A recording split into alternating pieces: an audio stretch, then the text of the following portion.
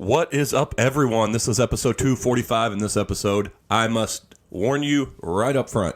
This is the deepest, longest, most intense dive into pro wrestling we've ever done. This whole episode, well, about an hour and a half of it, is centered around AEW's last pay-per-view, which was called Full Gear. Something Jay and I watched together with his son Will, and something Tom watched on his own. And unfortunately, Jay couldn't join us, but Tom and I sat down and talked about the whole thing. So if that's not your bag, thank you for down, like Tom says in the episode. Thank you for at least downloading and getting to this point, and just skip on past next week's episode, which will be about Ghostbusters, the new Ghostbusters, and it'll be spoiler filled. So there's your another warning. That's all I got, though. Other than that, we had fun doing this. Tom and I somehow drank a good amount of beers in a shorter period of time while doing this episode. Hopefully it was, if you are a wrestling fan, you at least enjoy it, and you can hear it, no matter what, right after the bomb, which is now.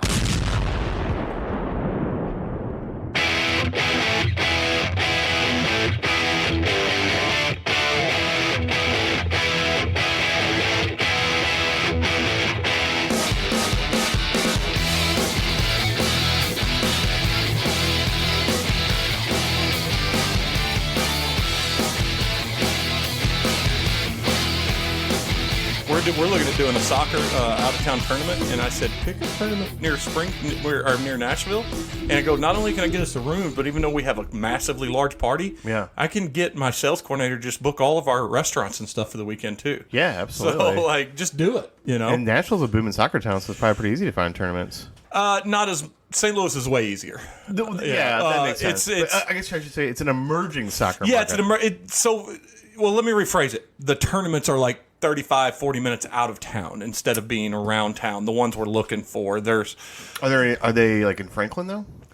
There's like Murfreesboro, Henderson, Franklin, all those towns like around.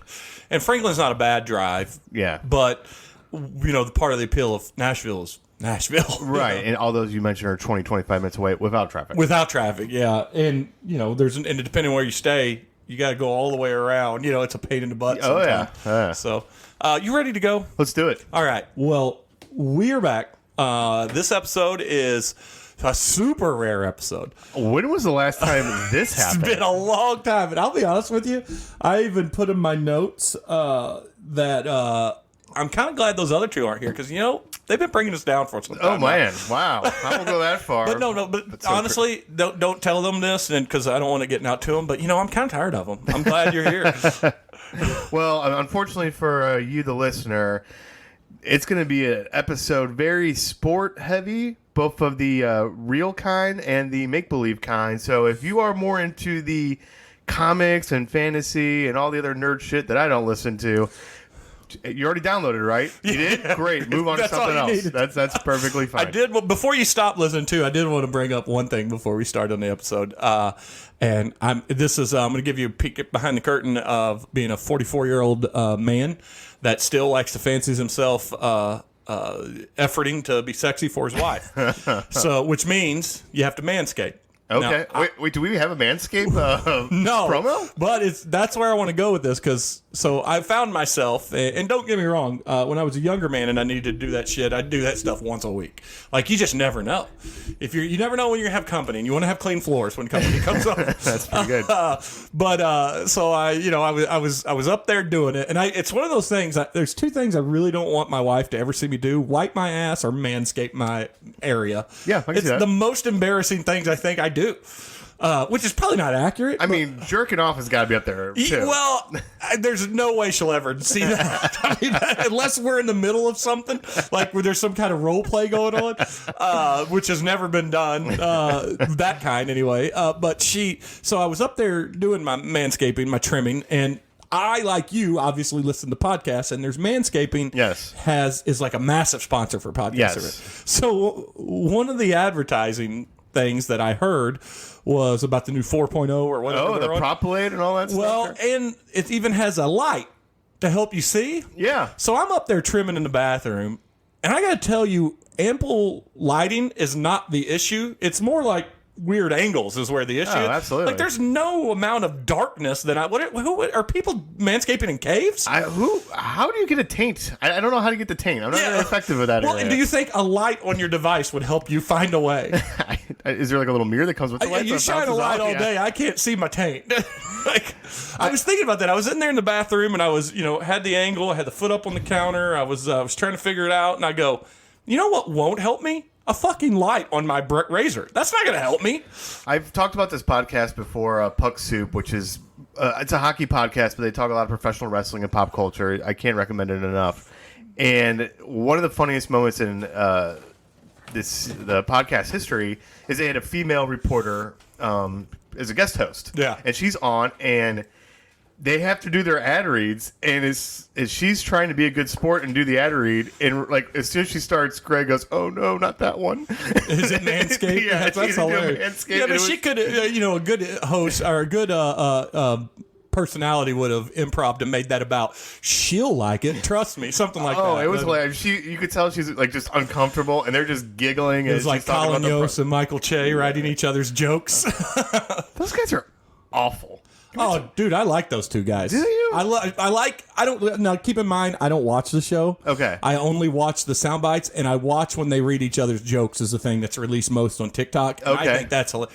And I like when Pete Davidson's on there. Yes. Did you watch any of this past week? No, absolutely not. And we're Akira- talking about SNL for Yeah, those that don't know. There was a woman on who I've never seen before, Sarah something, I believe. And, That's a weird last name. Yeah, Sarah something. I believe. I think she. Well, Is that Jewish? She definitely did not believe in Jesus Christ. I can tell you that. And she did a bit making fun of Colin Jost for 4 minutes, and I thought it was cringe. And she was getting lots of praise on Twitter. And I just maybe I'm out of touch. I don't know. You haven't seen it, so it's hard to dissect And it. was she the host? No, she's a bit player who's getting like a weekend update like role. a feature. Like Yeah. a feature.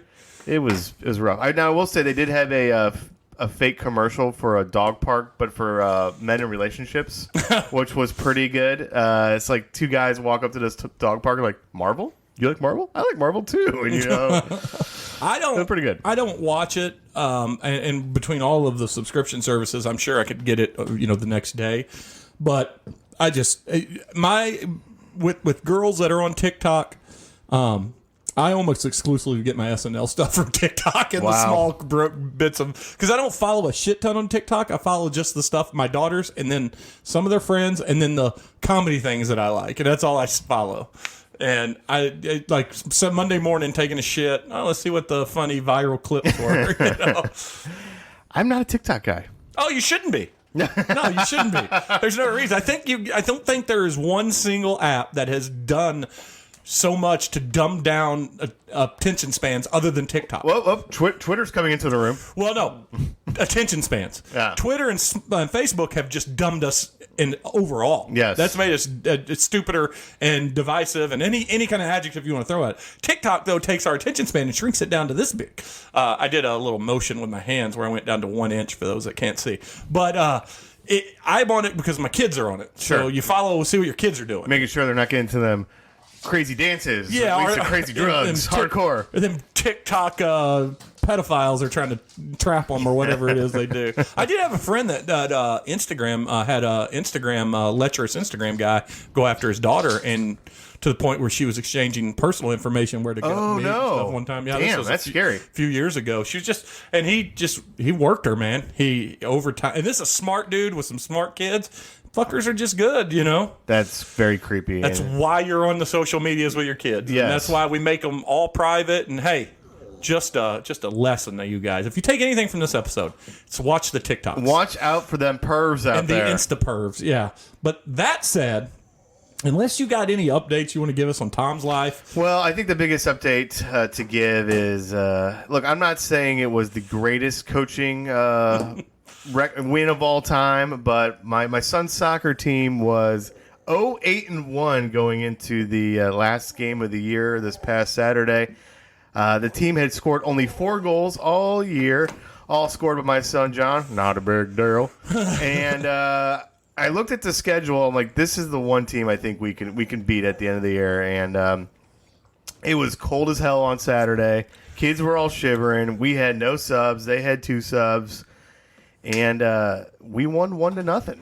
That's you poetically had it better than that. Yes, they I basically paraphrased the end of Braveheart, where Robert the Bruce tells of what happened at the Battle of Brandenburg, I think. Sounds right. We'll go with that. Yeah, the end of the movie. The end of the movie. They fought like warrior poets. They fought like, they didn't say Scotsmen. They're cougars. Yeah, they fought like cougars. So they really fought like cougars. They fought like a bunch of women trying to pick up. Yeah, they fought like the Real Housewives of Tampa Bay or whatever the hell it is now. Pretty tough battle if you're going to do that. Throwing tables and chairs and what? Oh my! But another cool part was my son wasn't the one who scored. It was another kid on the team that had been trying all year. That's good coaching right there.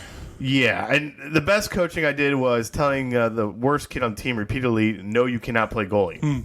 Way to go, Tom Lasso. Oh, that's right. I would tell you this. I'm going to leave all of the names out to protect the innocent, because this is a thing that could get you in trouble by your state's governing body when it comes to not adult soccer associations. I'm really protecting myself here. Okay. But in a Kansas City tournament a couple weekends ago, I made my competitive youth soccer debut as a coach. Oh, how'd it go? Well, it was a tough game. There was a bad call. I have video of it. It was a bad call. Our coach was double yellowed in the same in the same few minutes. I hear my name yelled, Jeremy.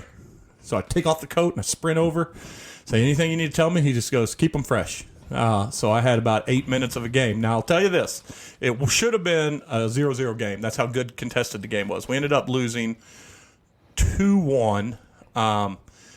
And the one goal that was a legitimate goal that they scored was because at the very opening, as soon as the whistle blew on the pitch, their girl just kind of walked by us, and it was like our girls didn't know the game had started, and then she just took a dead sprint straight at Hayden, and Hayden was like, fuck, and just sprinted straight back at her, because as the keeper, she has to come out, and this girl just hammered it, and Hay got a hand on it, but it was just hammered so hard, and there was so much spin that instead of going straight up, it like top spinned back over and then bounced in. And it was just, no one was awake yet. Yeah. Then we played amazing, and then the bad call happened, and after that, I'm not going to bore people with it, but it was a game where there was 0 scoring chances outside of the 2. The bad call set up a penalty kick, and the girl buried it in the corner. Hay had no chance. But I come in, and I'm looking around and moving the girls, and one of the girls, just like your situation, comes up. She's a defender. She's our center back, and she goes, can I play forward? I go, no. Go back there. Take that girl. I want you to move her to the right wing, and take the right wing and move her over to the middle. And they almost scored, and I go, now that's coaching. Yeah. And then the whistle blew. That's funny, because the one goal we scored on, we have one kid that I made play center back the entire season because he's really good at it, and he doesn't mind playing. And he's also got the biggest boot on the team. So he can score from center back, too, probably at your age, if he needs to. First grade. Well, I mean, the ball goes maybe 10 yards. I mean, because of how they push up and they shift a little more, he could probably get involved in a play and still make it back. Yeah, so, but what I did is I had him take an indirect kick on a handball, and then I go, just put it in the box, and that's what he did. And it just bounced around, and the kid got it free and just put it in. Now, on an indirect, how did you coach the indirect? What did they do? I just told him to kick it in the middle because I figured that somebody was going to get hit with the ball. Well, it had to touch your team, because the rule is, and there's a lot of teams at even the highest level of youth, they violate the rule. The rule is the ball is supposed to turn one full rotation. Yeah. And people will just run up and tap it and move, and and it drives me insane. I go, there's no skill involved in there. Making it move one rotation, there's a little skill that comes with it. Yeah. And it's frustrating, but it is what it is. Well, that's fun. I mean, that's the biggest update but your season's done. We are done. And is he going to stay at the CYC level? Or? We have to talk, because it's funny, is halfway through the season, and something that he needs to understand is, even though he's correct, because he's a smart kid, telling the rest of your teammates you suck and we suck is not a way to endure friendships. No, that won't do it. Doesn't make your dad or coach look good. I mean, there's still a great bar at our soccer association for you to come hang out with. So I asked him if he wanted to go do either St. Peter's or Select or whatever. He's probably not ready for Select because he's too emotional. Like I said, you still think about that wrong. Yeah. The only way you'll know is if you're in it, and they cater it. There's levels to this game. There's levels to this game. He needs to go a whole season without running off the field screaming and crying. That happens still. That happens still in YDA and Rec also. Oh, I mean, man. in club. I mean, it's club. You know, like I've told you, club is not just ultra competitive. Sure. There's rec levels. There's everything. The good news about if you get in early, you're more likely to develop that team earlier. Yeah, is what's good about it. There's some good points there. And there's some really good beer to be had while you're out there, while we're all hanging out together. And I don't have to coach anymore, which is probably the biggest selling point of them all. And the food's good there. There you go. All of that said, we've caught up, we've chit-chatted, but Tom, it's not why we're here. We're here... Why are we here? Well, I'm going to tell you why we're here. Because because you and me are elite of this podcast. we are being the elite right now. We have went on ad nauseum on this podcast about AEW. Sometimes we go down the rabbit hole unintentionally, and we stay in that pool a little too long. But this episode is going to be designed to stay in that pool, and people are just going to have to fucking deal with it, because this past weekend was a pay-per-view Full Gear. Mm-hmm. It was the first pay-per-view for AEW that I have purchased. It should have been in St. Louis. It should have been in St. Louis. That's true. It was the culmination of a 2-year-long story that AEW has pulled off, which is Old School Wrestling, and it was probably I know this is it's hyperbole, and they say this about everything, but the last pay-per-view was probably their most important pay-per-view as a company, because everybody knew there were going to be a lot of debuts, and you knew CM Punk was coming back. But this one to me was equally as important because it didn't have all of that glitz and those big surprises. It didn't have all the things that people were just... There was a lot of people on bated breath waiting to see what's happened. This was just a wrestling show. A good old school 3.5 hour wrestling pay-per-view that delivered front to back. So let me ask you this. I've gotten every AE pay-per-view since Revolution. What? You said AE pay-per-view. I said no W. You just left that one out? I've gotten every one since Revolution last year. So what made you decide to get this one? Well, I thought that we were going to see the culmination of that of the storyline that we'll get into in a little bit. I knew that would make you happy, and honestly, this is not me pandering because you are my friend, but I just wanted to kind of shit watch something that I knew was going to be a feel good moment for you as well. Mm-hmm. It had a tag match that I was super interested in because I love the Lucha Brothers. Yes, it was this card front to back, and they've always put on great cards. But this card front to back, even in the dud matches, and I do think there was one, and probably two. We'll talk about we'll talk about that here in a second, because I'm going to ask you those questions. Was solid as it gets, and like I said, to me, the other reason is because I thought this was so important, because that last one was an easy pay-per-view to pull off because you had so many big things with Bryan Danielson, with CM Punk, with Adam Cole, with Cole they didn't know about. Well, yeah, but you knew. I mean, but that. Well, part of the next day, that was all the buzz. I mean, all that stuff. Sure. So you had all those things, and which they needed, which was great. But you can't live on doing that every show. So this one to me was like, okay, we had a lot of storylines going. Let's see what some kind of payoffs to those are, and let's see what they're capable of when they don't have big names to surprise on people. Right. You know what I mean? And I mean, honestly, now you could probably count on one hand how many wrestlers that are out there that make sense for AEW to go get that would generate buzz for a casual fan. Yeah, and I've been a firm believer that they don't need to go get a bunch more wrestlers. They need to hold off on that, because then they're going to get inflated like WWE is, and then they're going to have to try to brand split or something crazy. I don't think they'll do that. I think there's only 3 that make sense right now, and that would be, without going too much down this, Steen or Kevin Owens. Yeah. Which that's still up in the air. There's a lot of weight behind that, but he's about to work a Big E. Big E is being the champ in WWE. They're going to work an angle. It's a great angle to let him go on. But we don't know. There could be like I mean, AJ Styles is clearly happy. Yeah. Over there, and Kevin Owens I know Kevin is a little more disgruntled about creative. He would be massive because Kevin can work.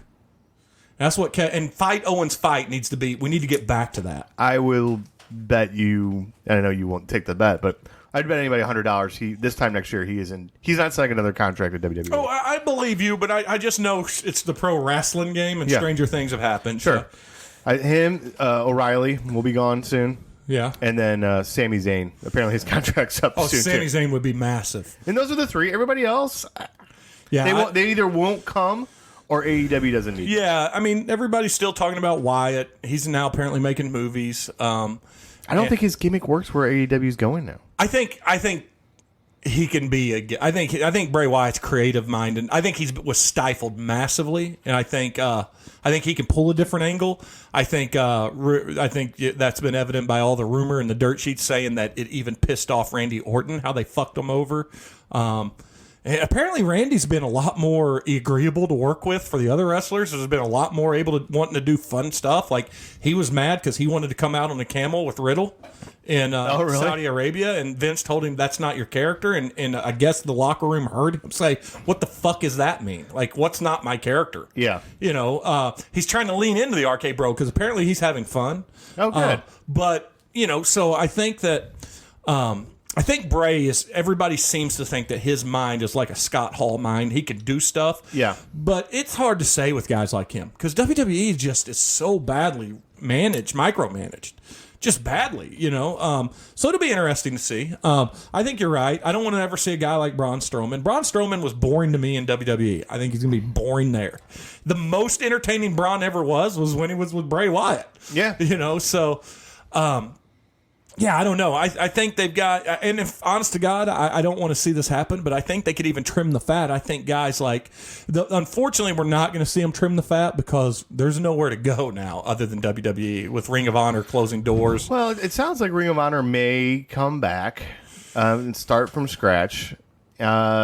Well, they lost Jay Lethal. That was the only announcement we saw. Yeah. And he's going to have some great matches. He is younger than I thought he was. Yeah, he's just been in the game a long time. Yeah, because I would have said north of 40 easy, but he's only 36. Well, and they made a big deal how he's 20 years in the industry. Yeah. And dude, him and Sammy Guevara and it's going to be great. And so let's quit beating around the bush of all these what would happen. Let's talk about what did happen.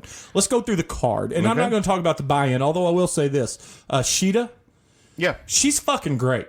And it's good to see her back, like, wrestling full-time again, because big, small, she puts on a fucking show. I love Shida, and I love even more her tag team partner in the match, Thunder Rosa. Oh, I think Thunder Rosa is a star. I cannot wait until her and Britt fight at a pay-per-view. So let's talk about the logistics of the pay-per-view. We were watching it down here. I had this set up. We were going to record and release a special episode of us commenting on it. Mm-hmm.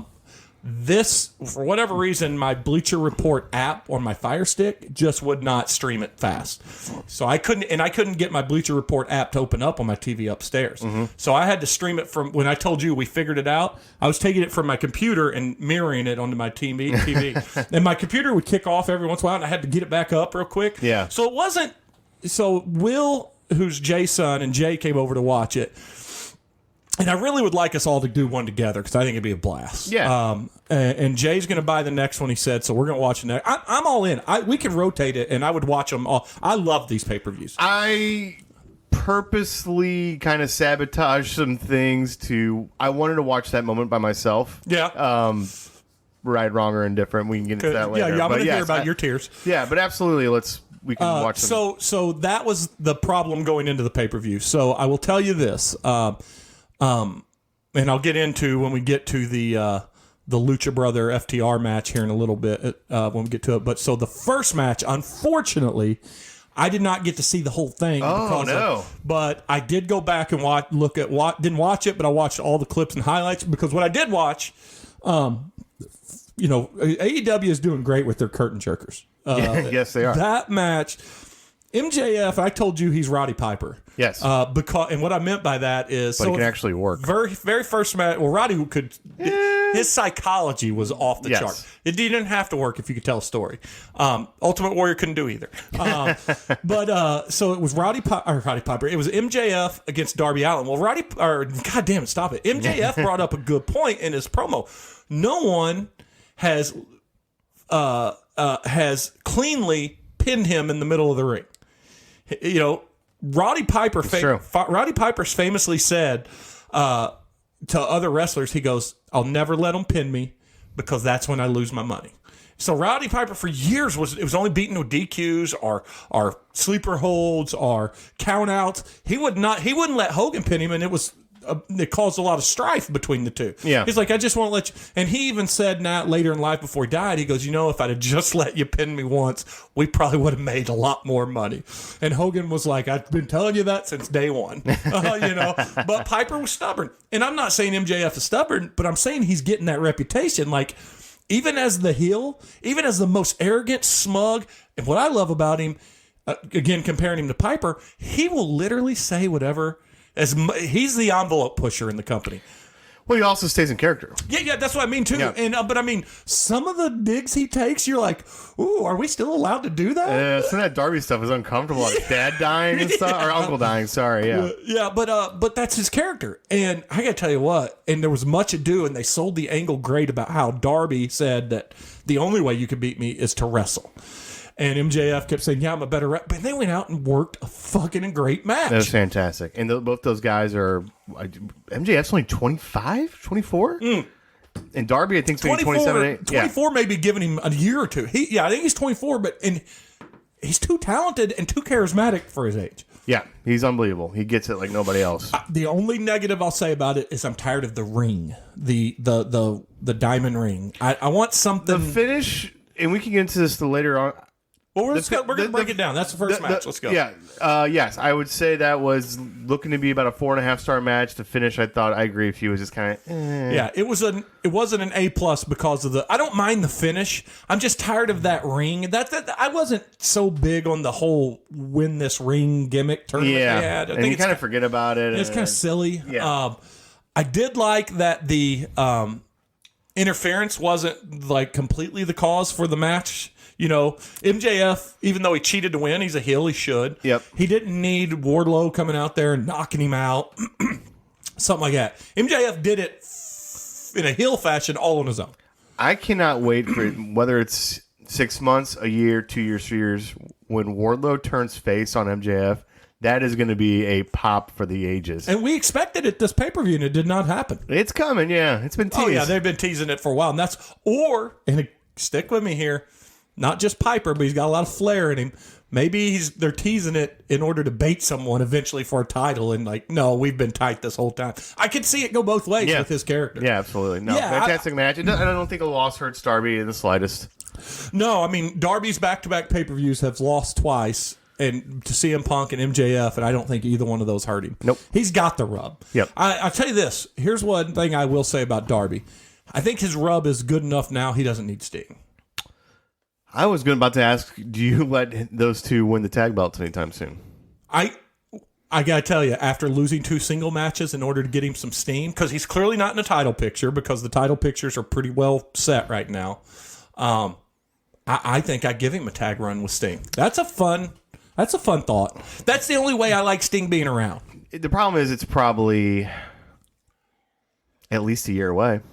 Yeah, and they can't take it off my favorite wrestlers in the organization, the Lucha and then Brothers. You got to have the heels have it for a little bit too, Yeah. whoever beats them. So it's something to think about.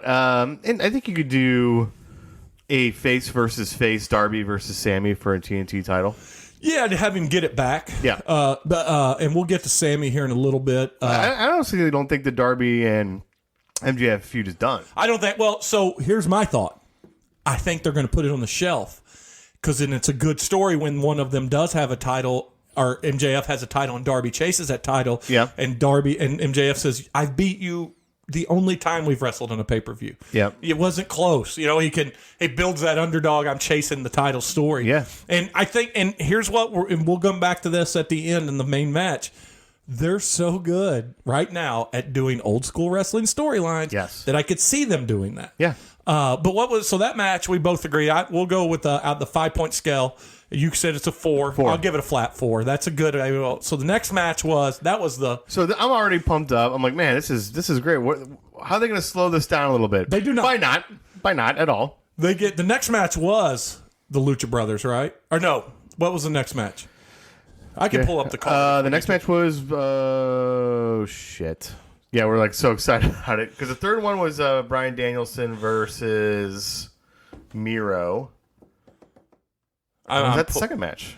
It might have been the. No, I think it was the Lucha Brothers and FTR, right? Yeah, here's Full Gear 2021. I have the match card right now. Yeah, it was Lucha Brothers and FTR, I'm pretty sure. It was Lucha Brothers, which is Penta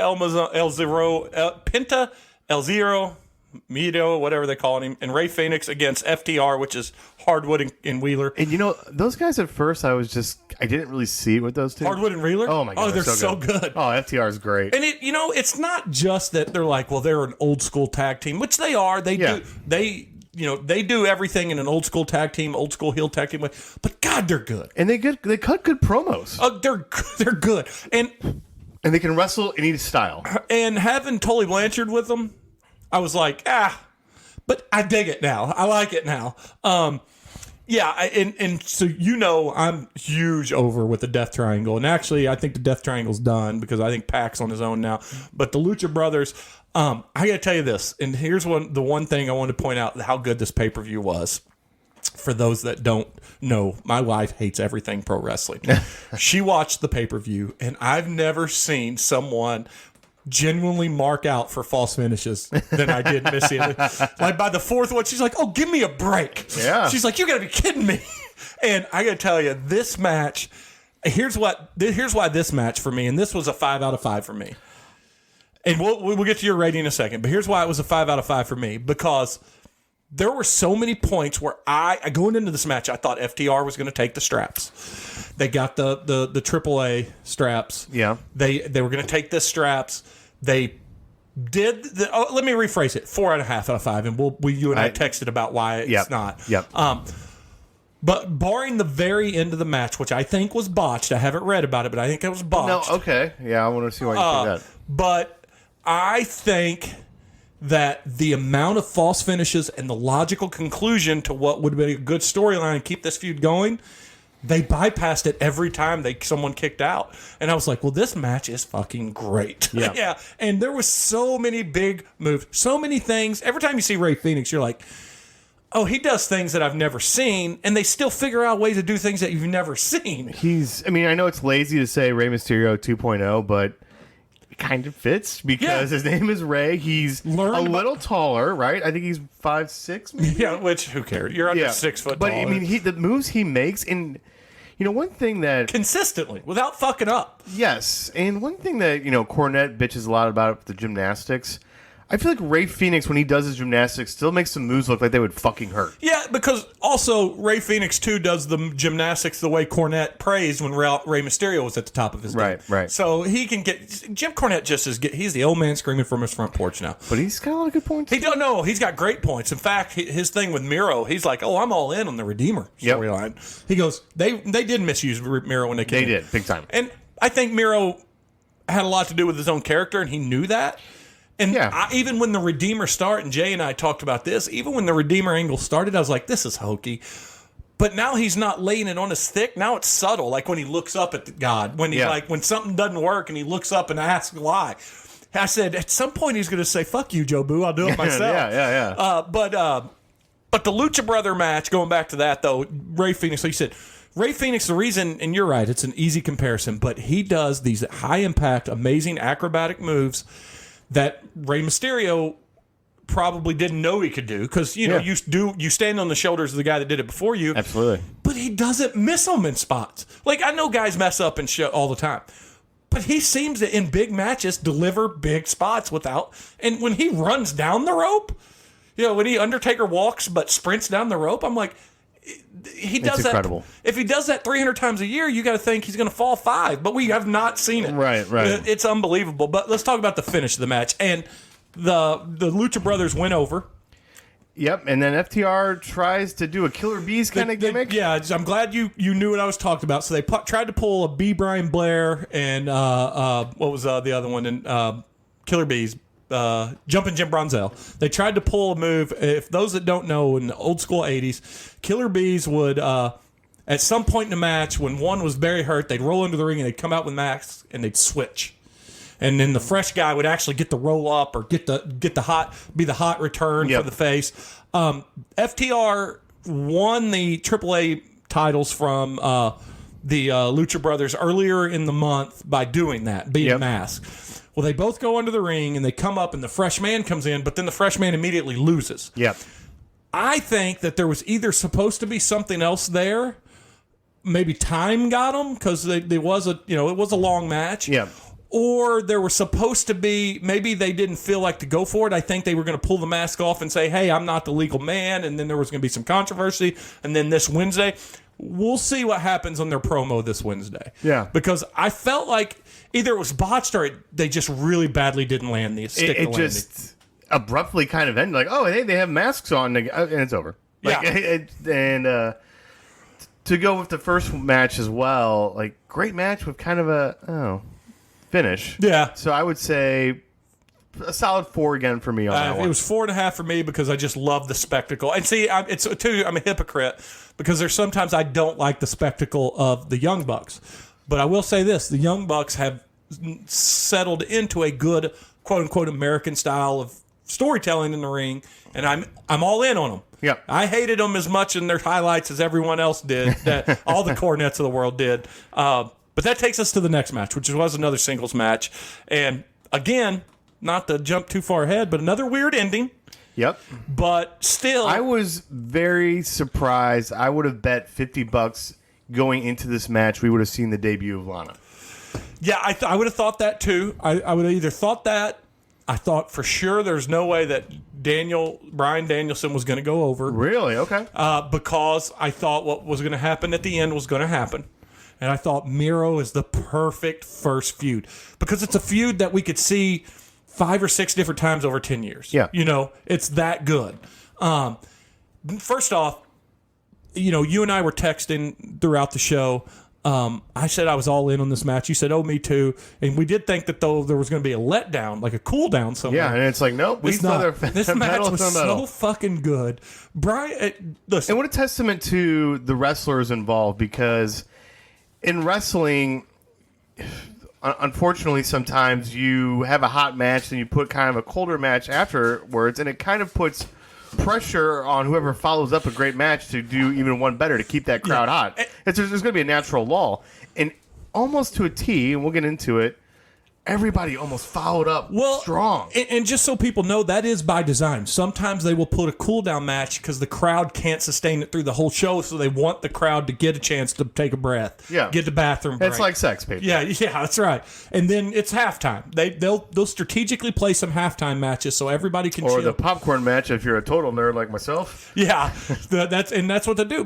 And we were for sure after 2 fast action. Heavy action. Too fast, too fuego? Yeah, that's funny.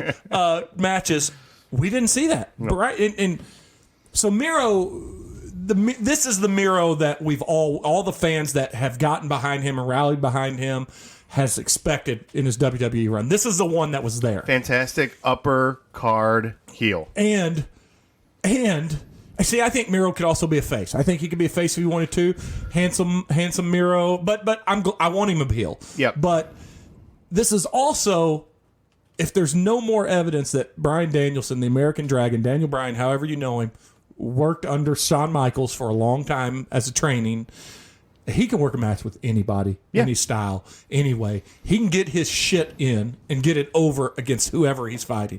The yes kicks, everything worked so well. Everything looks painful. And he sells well. The Jean-Claude Van Damme ending, or the moment where Miro was telling him to kick aside. Yeah. He was giving him the kickboxer. Yeah, bring it. And Daniel Bryan would kick him. I was like, oh, Miro does look unbeatable. So the ending of the match was a top rope DDT that knocked Miro out. Then Daniel went into a guillotine choke, and Miro was out. He was unconscious. So he was either knocked out or choked out. But the guy raised his hands down. So the good news is Miro's protected. He now only has 2 losses. One was not as clean as this one. This was a clean loss. Losing to Bryan Danielson doesn't hurt your career. Kenny Omega could lose to Bryan Danielson. I can't remember how Sammy beat him. Did Sammy beat him clean? No, Was there a chair involved? Was it skateboard? It was something. Yeah. Something happened. But Bryan Danielson can pin Kenny Omega, and he'll be fine. Both guys will be fine. Bryan Danielson as big a star in terms of working and believability as anyone in wrestling today. So this is fine. Now, am I happy with the outcome? Man, I don't know. I think Miro, depending or based on how this card turned out, still would have been a better choice for me. But are we going to get a great match? Really? We really will. So he moves forward to face the champ, which he'll find out at the end of this card who that champ is. Yeah. But what's your score in this match? Again, I'd say a 4. I mean, I'll give it a 4 as well. it was a great match, great wrestling, told a good story. This is the stuff that I fell in love with as a kid in the 90s when I was in high school and I got into wrestling again. Realistic.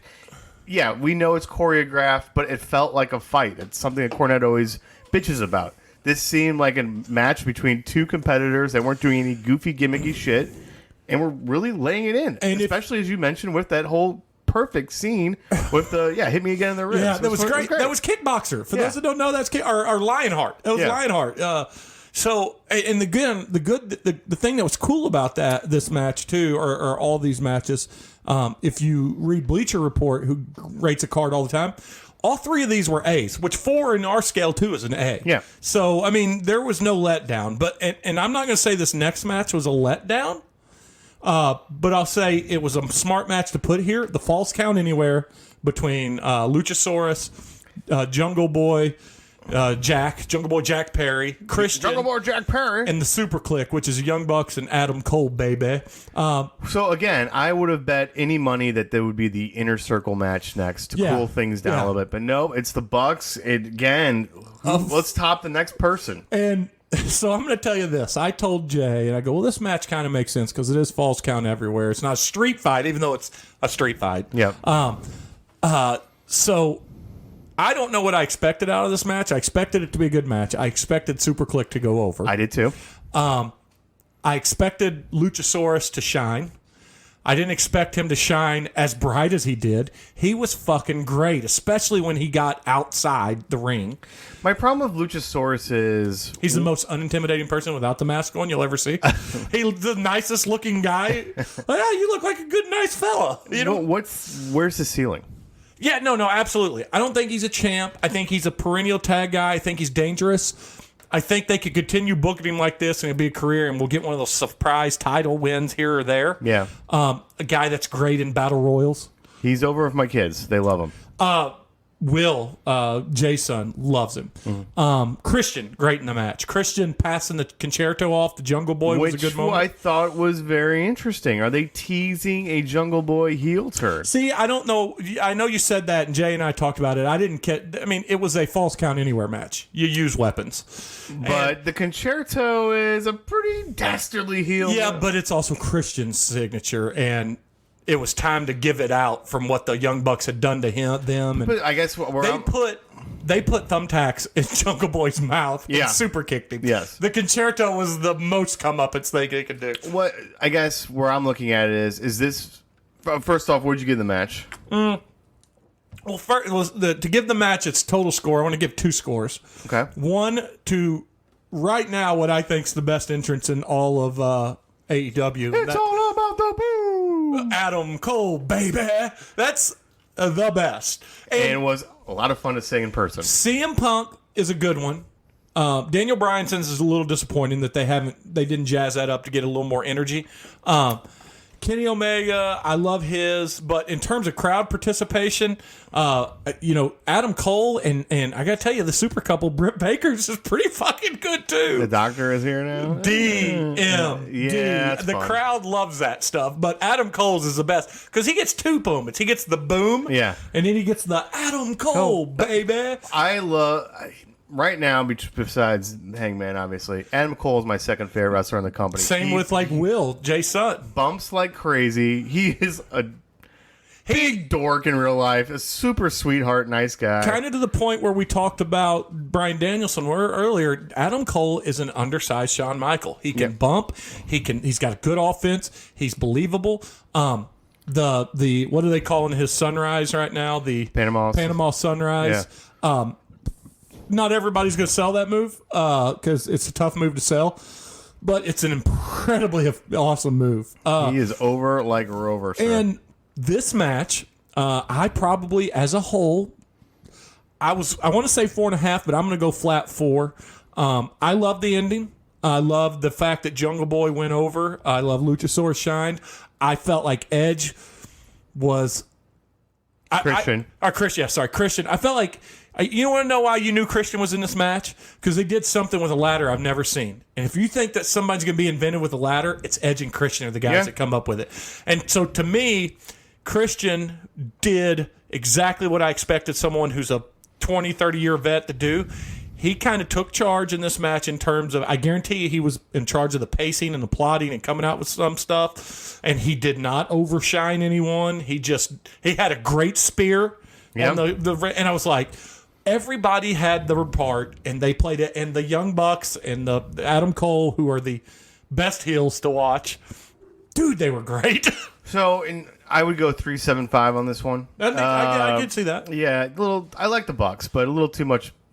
If you hate the Bucks, you probably wouldn't like this match very much. Yeah, this was a Bucks spot fest.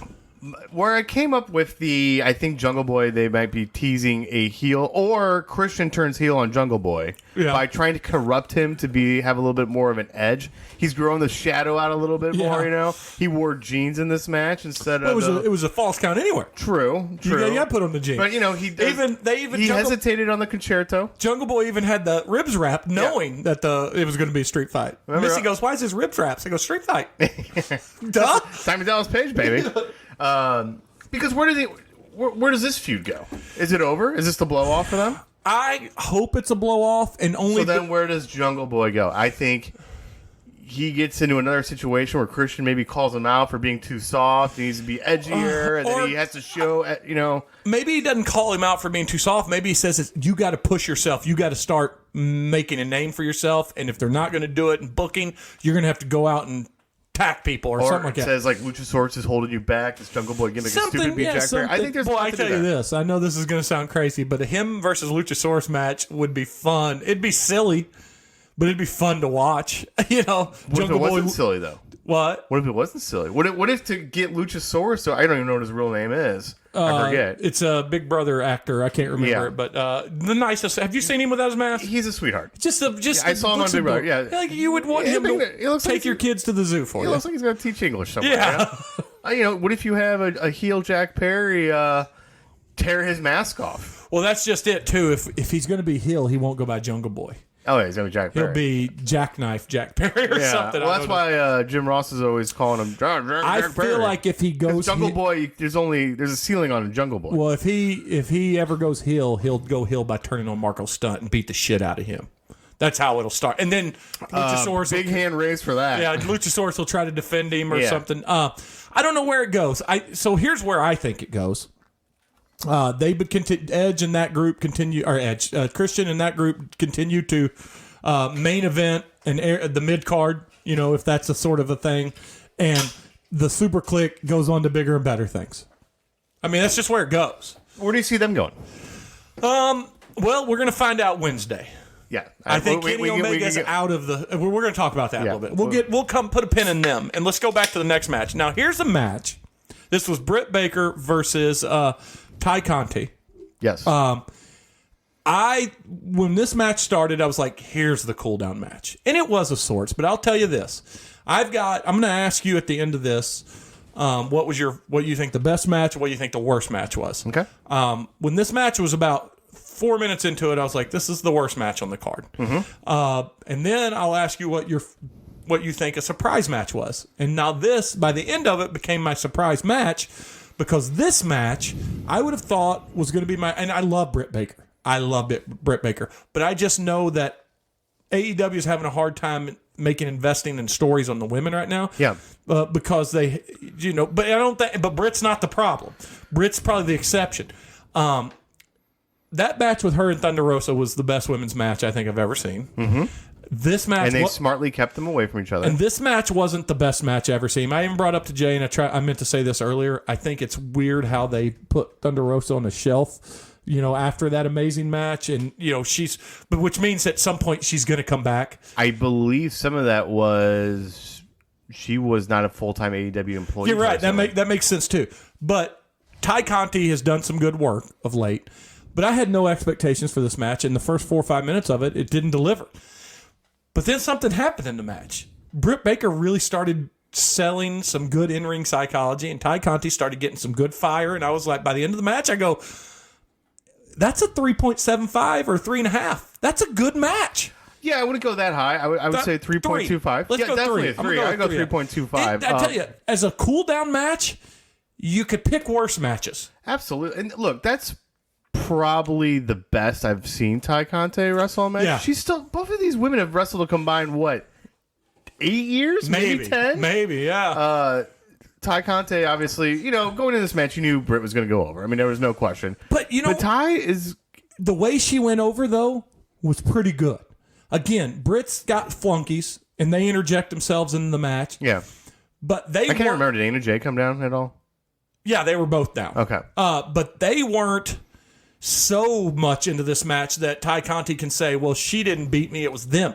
Britt finished her like she does. And I got to tell you, the Brittable Claw, her, I like it. I like it because she puts the glove on. It's like the mandible claw. I like it because it's a crossface, and then she adds the DMD part to it. Yeah, I mean, I think it's a stupid finisher, but the way she does it, it adds drama. I mean, Ty, they had her fighting it off, and finally succumb.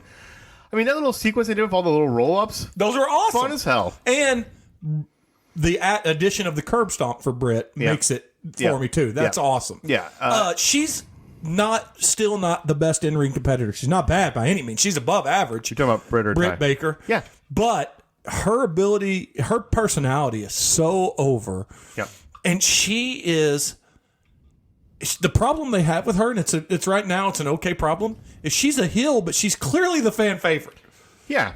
Look, I mean, I think the AEW women's problems are now, as we speak, overblown. I think They've turned the corner. They finally have the talent there, which clearly they didn't 2 years ago. I mean, I'm very curious to see who they put the TBS belt on. I think it should be Thunder Rosa. I think it's a clever belt, the way they're doing the TNT for men, the TBS for women. Yeah, absolutely. That's very smart. I guess, can we talk about the women's division as a whole right now? Yeah, we can do it a little So, bit. I think you've got Stars and Britt and Thunder Rosa. As they're in the, not to be nerdy, they're in the S tier. Yes. Then that A tier, I think right now you've got Sheeta. I think I like Trish Statlander. I think she's probably in that category. Probably at the bottom of it. But And then Jade Cargill, because of how they're protecting her and where they got her. they're protecting her, but she's got to stop hurting people, and she's got to quit being so stiff, and she's got to get a personality. You got Serena Deeb in there now too. Yeah. And then you got the next tier of women who are green, who I expect things from moving forward with. The bunny. No. Well, The bunny's. How old do you think the bunny is?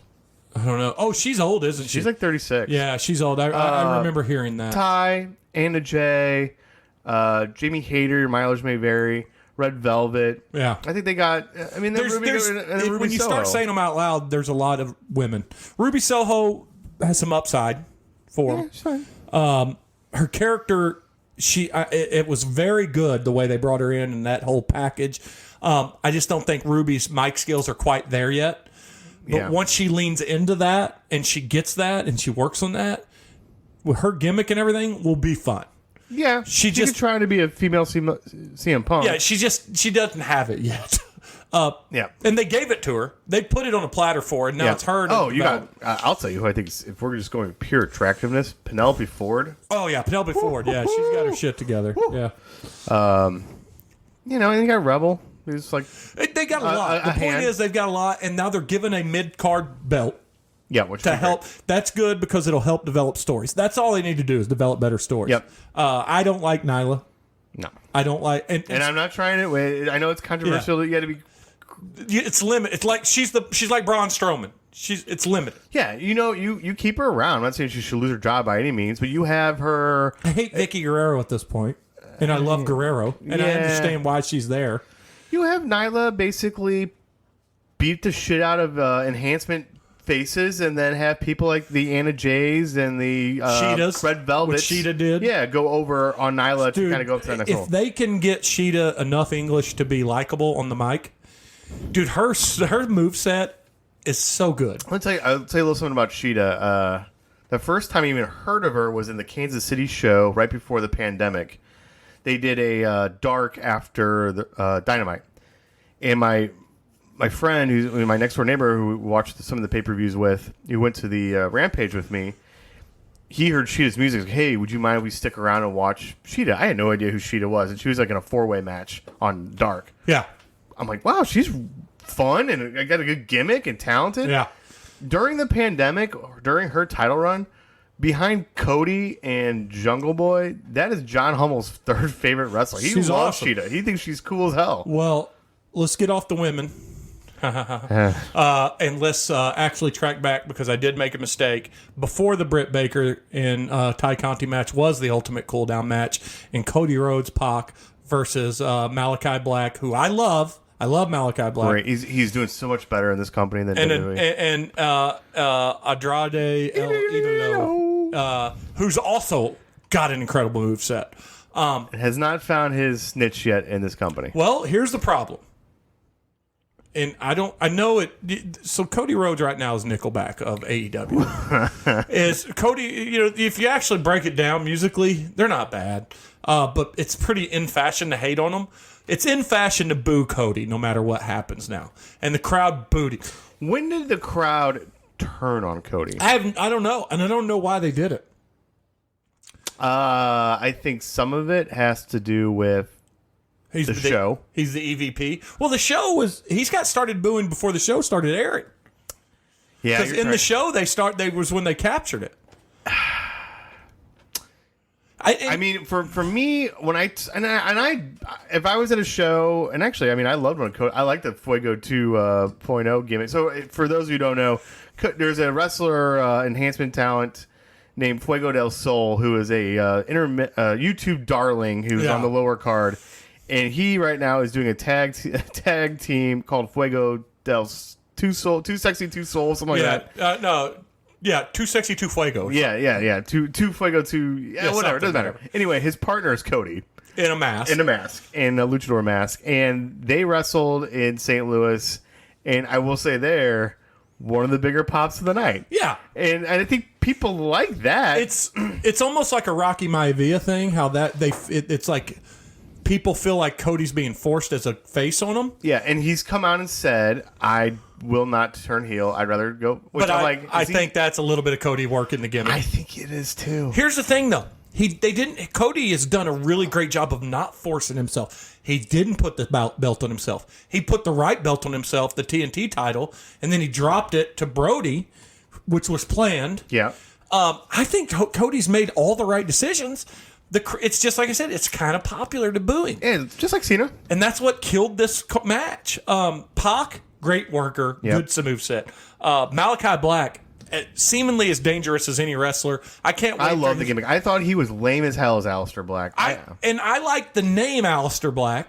And I was like, I'm not going to like the name Malachi Black. Now I forget about Aleister Black. Oh, his entrance is one. You were talking about entrances earlier? His entrance Spooky, is awesome. Cool shit. His quote unquote super kick is awesome. Yep. His finisher it works. It works on every size wrestler. Yep. It looks dangerous. And Andrade El Idolo, he is awesome. I mean, there was so many parts of this match that should have been good, but they couldn't do a hot tag. They did hot tags when Cody came in to get some fire, but the crowd booed him. Hated it. And the ending, which wasn't necessarily a bad ending, it just was a flat ending. With even though it was Pac hitting his amazing finish. Yeah, the crowd was near. They weren't in the match. Yeah. So this match, I don't even want to dwell on it. It's like a 2.75. I give it a 3 just because I thought Pac wrestled his ass off. Pac did. Pac's a great wrestler, man. I just don't know where you go with these four. Well, you know where they go?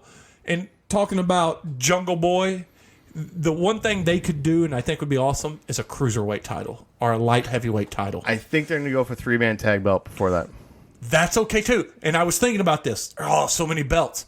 Every Japan promotion has 1 million belts. Yep. And there's never a bad show. Yeah, well, there oh my is, gosh. but... All right, I need to take a time. I'm about to pee my pants. Okay, go pee. Here, I'll hit the pause. And All then come right. right back. All right, now we're back. I had a false start there for a second. We also, and we're going to go in the Throw It to Missy segment at the end. We'll talk about the trailer we just watched, but we just also watched the second trailer for No Way Home, I guess was actually a first trailer. The other was a teaser. But anyway, we'll get to that in a little bit. We got 3 matches left, and we're not going to blow through them fast, but I do want to get through the next 2 a little more quick than we have because the last match we're going to spend some time on. But the next match, it's hard to say we're going to shorten this conversation on this match because I think this was the best match for a great crowd reaction of any match we've seen on the card because we heard Eddie Kingston, CM Punk. Oh, yeah. Eddie Kingston, CM Punk. And I've been not critical, but Eddie Kingston took a while for me to warm up on. 100%. And it's not because of his promos, which are great. It's not because of his character, which is good. It's because of his just look. He looks like the out-of-shape guy that's like Sandman was back in ECW. He looks broken. He looks broken. He's got bad knees. But I'm going to tell you, that article that Jay shared with us. Oh, that Players Tribune article is fantastic. And this match was CM Punk, which was CM Punk's best match to date in AEW. And in my opinion, Eddie Kingston's best match to date. Yep. This was, they fought.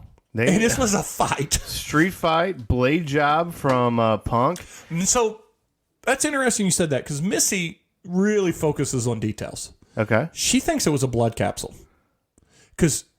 And if you watch the end of it, the blood dries quick and there's no discernible place where the blood come from. Huh. I'd like to see the interwebs talk about it because at first I was like, no, there's no self-respecting wrestler that would do that. And then as the match was going, I was just like, she might be right, but I wanted to defy her and be defiant against her.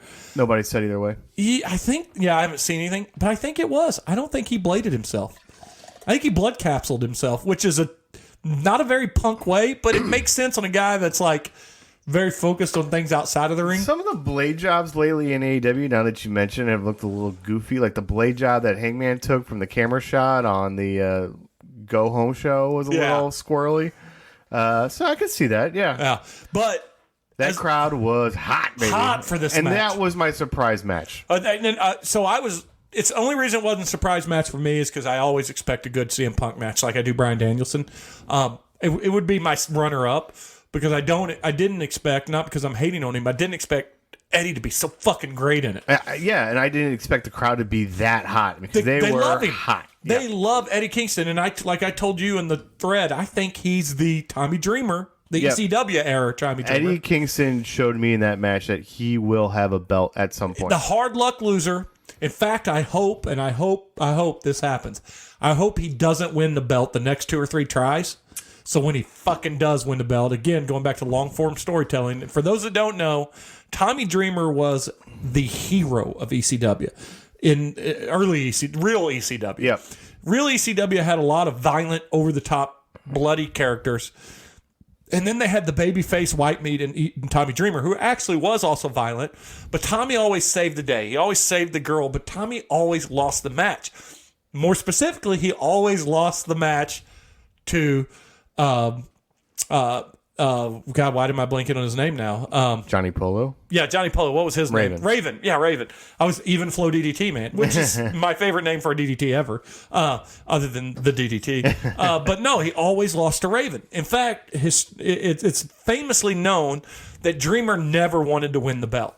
And they finally put a belt on him, and it was fine, but he lost every opportunity he got for like 5 years. And I kind of hope they do that with Eddie, so when the payoff is there, it's going to be a tearjerker. Well, I guess he's had one title shot, but he was a heel. Yeah. So, yeah, I think this Punk feud with him continues. I almost could see it not continuing as a feud, but end up being partners. Because he didn't shake his hand, so they might have another match or two. Well, Might do a street fight. I think... All right, so let's kind of delve into the... Are we done talking about this match? No, we can't. Well, let's give a rating on it, too. What was your rating for 4 on this? I'm going to go 4.25. I loved how hot the crowd was. I think you have to turn Punk or Danielson heel sooner than later. And I do think Danielson's the one to do it. However... They're both good at it, man. A CM Punk taking Kingston behind the woodshed, one of those old school things where he gets the handcuffs out and he's got him tied to the ropes and he's beating him with the chair, and then you hear Wild Thing come out would be a perfect intro for Moxley. Yeah. So I could see something like that happening. Punk is either Danielson or Punk. Listen, before we get to the final match, the one thing AEW doesn't have a lack of is believable, fun, charismatic, dangerous heels. They got them by the boatload. They don't have a super lot of believable, winnable baby faces, with the exception of maybe one or two right now. And I'm not shitting on Darby because Darby's going to be there one day. Yeah. I'm with you. I don't think Jungle Boy's going to be there, but I think they think he is. Sammy Guevara is another one. But see, Sammy Guevara could also be an incredibly good heel. Yeah, Sammy, we'll talk about him a little bit more in a Next second. match here in Let's just a just talk second. about him now. So the next match I thought was the stinker of the show. I did too, but I don't think it was anyone's fault that was in the match, like on the Inner Circle side. I think it's Jericho's fault for having this thing be even a thing. Yeah, I mean, no, see, I don't even think it's Jericho's the reason it's here. I mean, here's why they're here. Here's why this match is a thing. One, Dan Lambert is probably one of the 3 or 4 most successful MMA coaches in all of MMA history. He's not only made a great team for himself, an American Top Team, he's collected a lot of belts. He's made a lot of money in an industry where it's hard to make money and stay relevant. He's also happens to be one of the most giant wrestling fans on the planet, which is why he's been in Ring of Honor and here and TNA wrestling. He was there. That's actually where he was, not Ring of Honor. And from AEW's perspective, having all those legitimate MMA stars, former champs, brings a little mainstream media. In fact, I listened to a couple of podcasts, MMA podcasts, and they all brought it up this week after it. Okay. So that it accomplished what they needed. So that said, I'm with you. It was the worst feud on the worst storyline and probably the worst match on the card. Was it a shitty match? I don't know if it was a shitty match, but it was the worst match on a card that was full of hot matches. As I told someone, maybe it was you, there's WrestleManias where that would have been the third best match. Yeah. There's you didn't tell me that, but I believe you. Yeah, I agree with that. I gave that a 2.5. I'll give it. I'll go with that. You know what? I'll give it a 2.75 because of the nostalgic or the tribute ending. Yeah. It was, Jericho. Also, by the way, so we can tell fans, like we got fans. We tell listeners, people that downloaded the show, if they're still here at this point, we tell them, I didn't know this. I'd forgotten this. Not only did I not know that it was in Minneapolis, or I did not remember where Eddie died. Yeah. It was the day. I didn't know it was We had to the Google it. Okay.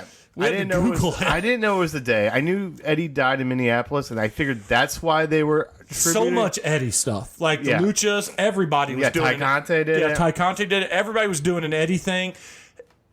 So I'll give it an extra 7.25 because Jericho was allowed to be Eddie at the end of it. Yeah. And he legitimately cried. Yeah. Those were real tears from Jericho. The best thing about the match was that part. Let me take it back. Junior DeSantos did a moonsault. Yeah. The MMA guys weren't so bad that this deserved a 1, but they also weren't so good that it got better than what it did. Yeah. I don't really need to see any of them either. To our point too, and then I'll let you go back to yours, to what we talked about earlier. The best person in the match was Sammy Guevara, another guy that doesn't miss his spots. Yeah, and to those who don't know, the 4 pillars of According to MJF. According to MJF, and according to a lot of people on the internet, MJF didn't come up with that. It's not the Steve Spagnuolo 4 pillars who make Rams football relevant in 2013. It is Sammy Guevara, MJF, Darby, and Jungle Boy, who are all under 30 and who are independently grown guys. Yeah. And Have a chance to be around for a long time. yeah, Sammy's probably got the best skill set. I think Sammy, you could argue Sammy's overall the best of the 4. I will say that I will agree with that. I don't know that it's like head and shoulders above MJF and Darby, and certainly his size. They're all their sizes above Jungle, and this is a compliment to all of them. He's the best of all of them. It's not like he's the best. He's an A and they're all C's. He's the best, and the other ones are B pluses. He's A, and they're all B pluses. I mean, Sammy is the one that I easily could see being a champ. Well, MJF's the one I could see being a champ first, but that's because of his personality. But I guess. but Sammy and Darby don't have. no, I mean like the champ. Yeah. But Sammy though is a guy whose moveset is off the charts. Yeah, he can wrestle like a luchador, or he can wrestle old school too. I mean, he's a good looking dude. He's got his vlog with the kitty glove. He's got a lot going. Jay, and I wish Jay would have made this episode. I get that he couldn't because he he took the dive after our last episode into all the vlogs, and he said even though he loves Sammy, he doesn't love his vlog as much as the BTE and stuff like that. Oh, it's not even close. But he said, every once in a while, he's got some funny moments. Yeah, no, it's I watch BTE, which is the Elites blog, because it also or vlog, but because it has storylines tied into it too. And Yeah. We'll get to that in a second. But Sammy's is starting to a little bit. Yeah. Fuego del Sol's whole thing came from Sammy's vlog. Yep. That's more of a fast forward kind of. Yeah. And I've tried watching some other ones. It's like, I tried watching Uno's. So the end of this was, hopefully this is done. Hopefully Lambert's out. The men of the year, though, Scorpio Sky and Ethan Page, they can be good. They just can't be good with this gimmick. They could be men of the year on their own. They don't need this gimmick. They'll have them feud against the rapping guys and beat them up. They should feud with Kazarian and Christopher Daniels. Bring him back. They're not going to be a tag team, though. Oh yeah, that's right. And they're done. Again, this was another good, the second notable cool-down match before what we can go ahead and jump into right now, which is the reason we turned it into this pay-per-view to begin with. 2-year storytelling, old school wrestling at its best. Hangman Adam Page, cowboy shit himself, against the Cleaner. What's a big match? The Best Bout Machine. Best Bout Machine. Not from North Carolina. North Carolina. Kenny Omega, who for years has been considered the best worker on the planet. I mean, did you hear how beat up he was in this? After our text thread, Yeah. he Shawn Michaels this match. Shawn Michaels versus Steve Austin, with Mike Tyson most notably one of the biggest moments in the history of pro wrestling.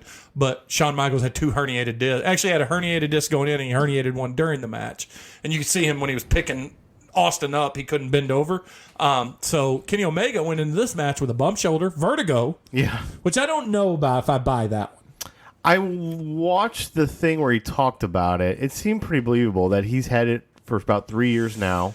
Where How does he? I don't know. So I worked with a person with vertigo once, so much so that she couldn't sit on her stool; it was too high. Yeah. He jumps off the top rope like it's nothing. Yeah. But I don't know if people in different ways. Yeah, I don't know if it's intermittent, and that's where he's like got to cool down, let somebody else take a tag It match. could be as much as easy as saying like Simone Biles did. He might have the twisties, like he might get lost because of the vertigo and certain things. I mean, all last year he was in tag teams. But let's talk about this match though. So, I mean, The best heel in AEW. Well, I'll say this: without the Hangman storyline, I think Kenny's been a little stagnant on TV and stuff of late. He didn't have a good feud. he's a bad heel. I don't think he's a bad heel. I don't know that it was a great gimmick with Don. Yeah, he's not. I think it's a good gimmick. I mean, it's basically Ric Flair. And I don't know that they brought him up some legitimate good stories. John Moxley was a good one. Yeah. He overcome it. But he was more tweener when he did that. Yeah, absolutely. He was trying Well, to he do was that- he was starting. That's when he turned. Yeah, and he was kind of doing a Ric Flair comedy, cowardly heel thing, Yeah. which I think that after this, the Elite will turn on him tomorrow night. We are recording this on Tuesday. On Yeah. Wednesday. I don't know that they're And then going he's going to take some time off. They may not. Yeah, I mean, you think they're going to bring him out and they'll turn on him, or you think? You're probably right. That's we're gonna. And that's the rumor mill. That's the dirt sheets. Yeah. So he was the heel. He went into a match with Hangman Adam Page, and let's do this. Let's do something rare. Let's just rate this up front, and then let's tell why. This was a 5 out of 5. 4.5 out of 5. Really? I mean, because look, the storytelling and all that was great. I got to knock it a half. To no fault of his own, but you could tell Kenny was banged up in that match. There wasn't a lot of oh my god, heart-stopping spots. Oh, I can tell you this. You're a jaded wrestling fan because I watched it with someone who isn't a wrestling fan, and there was a million of those for her. Yeah. She What did Missy think of the match? She thought it was great. And she thought when he won and me and Jay were so into the win, she was like, oh my God, finally. She goes, finally. Because they were so close. There were such good moments. She thought it was good. And she really got behind Hangman Adam Page as a good guy. Yeah, I mean, maybe I shouldn't take a full half point off of that. Maybe 0.25 for Kenny being banged up. And 0.25, like, I had my buddy who I mentioned was like, I don't know if Hangman's going to win. There's a lot of faces winning tonight. I'm a little nervous. Like, Tony Khan is not that dumb. It would have been catastrophic Hey, if Kenny had hey. won. Send them home happy. Yeah. I'm home happy, pal. But, you know, I guess just to tell my story with this, look, you know, Jeremy and I have mentioned since the beginning of me being on the show how we've been wrestling fans for our childhood. And wrestling is like anything that when you're a kid, you always have the love for it, but there are times where the love is fleeting and it comes and goes. For me personally, I was a wrestling fan during the Hulk years. I cried like a little baby when he lost to Ultimate Warrior. When everybody else thought the Warrior was cool, I was not that kid. And then I kind of fell out of wrestling when it kind of got hokey between WrestleMania 8 and WrestleMania 13. And then Austin came. And then the Monday Night Wars came. And I was in high school. I think you were probably in college. Yep. And wrestling was cool again. Like, you could walk around in a 316 shirt or an You could NWO walk- shirt. yeah, and NWO. You were not getting made fun of. Everybody was into Absolutely it. right. And so... Or ECF and W. You had three options. Oh yeah, You know? it was fantastic. And then unfortunately, WCW kind of went by the wayside, and WWE bought everything. Well, and there, let's call it what it is too. There was a little bit of a lull, and then there was a very good era with not just the attitude, but like so the Edge and I poo-pooed on it and thing, but looking back, the rated R superstar era and that. The attitude era, the attitude era, not the attitude era. What was it called next? Like the ruthless aggression era. Yeah. The Ruthless aggression. the early Cena era was Yeah. still pretty good. I mean, looking back, the whole Cena era was pretty good. Yeah, he legitimately had the greatest run in the history of pro wrestling. Yeah. There's no ifs, ands, or buts. And if you want to know if that's accurate, listen to Jericho, listen to Steve Austin, listen to The Rock. John Cena had the greatest run in the history of pro wrestling. And then when Cena left, the thing with the Cena era, ruthless aggression era, at least for me, and you can disagree or agree, was while the top of the card was interesting and fun, the middle and lower card started getting sillier and sillier. Yeah, well, and the top of dumber. the card for me, that was when I tuned out. Okay. I tuned back into WWE, probably really in the last couple years. And yeah, I think I see I've had the Fallen Flag and an OJ run. So whatever is not a Fallen Flag and not an OJ run, yeah, I'll take that one right there. So for me, I still haven't, and the only reason I've jumped back into WWE again now is right before AEW popped up was because of AJ Styles and even The Miz. I think The Miz is a good character. And this is underrated. Yeah, had good run also. Well, I mean, I'll even kind of go back a little bit. When Impact did that very short Monday Night War, Yeah, I watched Impact that night. See, I never got into and I Impact. watched it for an hour. I'm like, this is fucking horrible. And so, as wrestling started to wane, I had kids, and Raw got sillier and sillier. I was out for about a year or two, and then I heard about AEW. Mm-hmm. And I watched the first Dynamite. I'm like, oh, it's Chris Jericho. And I don't know. I've They heard had of me from the press conference. I wasn't in that early, but I know Cody. Oh, I've heard of the Bucks. I've seen a couple of their matches on YouTube over the years. So- I know who Kenny is. I've watched him in Okada matches. I was in, and I have not missed a Dynamite So since. I'll tell you what helped me. Okay. And I was talking about this, and then we're going to get back to this match, and then we'll go into Throw It to Missy, and we promise we're going to ease your pain, people. For all five of you listening. It's pain. Go that distance. So you are going the distance if you're in on this episode. So what happened for me was a little thing called the El Rey Network, Okay. and it was called Robert Rodriguez's Lucha Underground. Yeah. So Robert Rodriguez did a wrestling promotion on El Rey Network, which was COVID. Best known for his directing Desperado. Yeah, Desperado. Couldn't mend his fences with a gun. Shark Boy, Lava Girl, or whatever all those was. Is that his second best movie? Is that No, he's done so many kids movies. I mean, he's and adult movies. He's quietly had a heck of a career. El Mariachi trilogy, which was Desperado. But anyway, Robert Rodriguez, who's a very well known actor, or director, had his own network. COVID killed it. They couldn't survive going into that.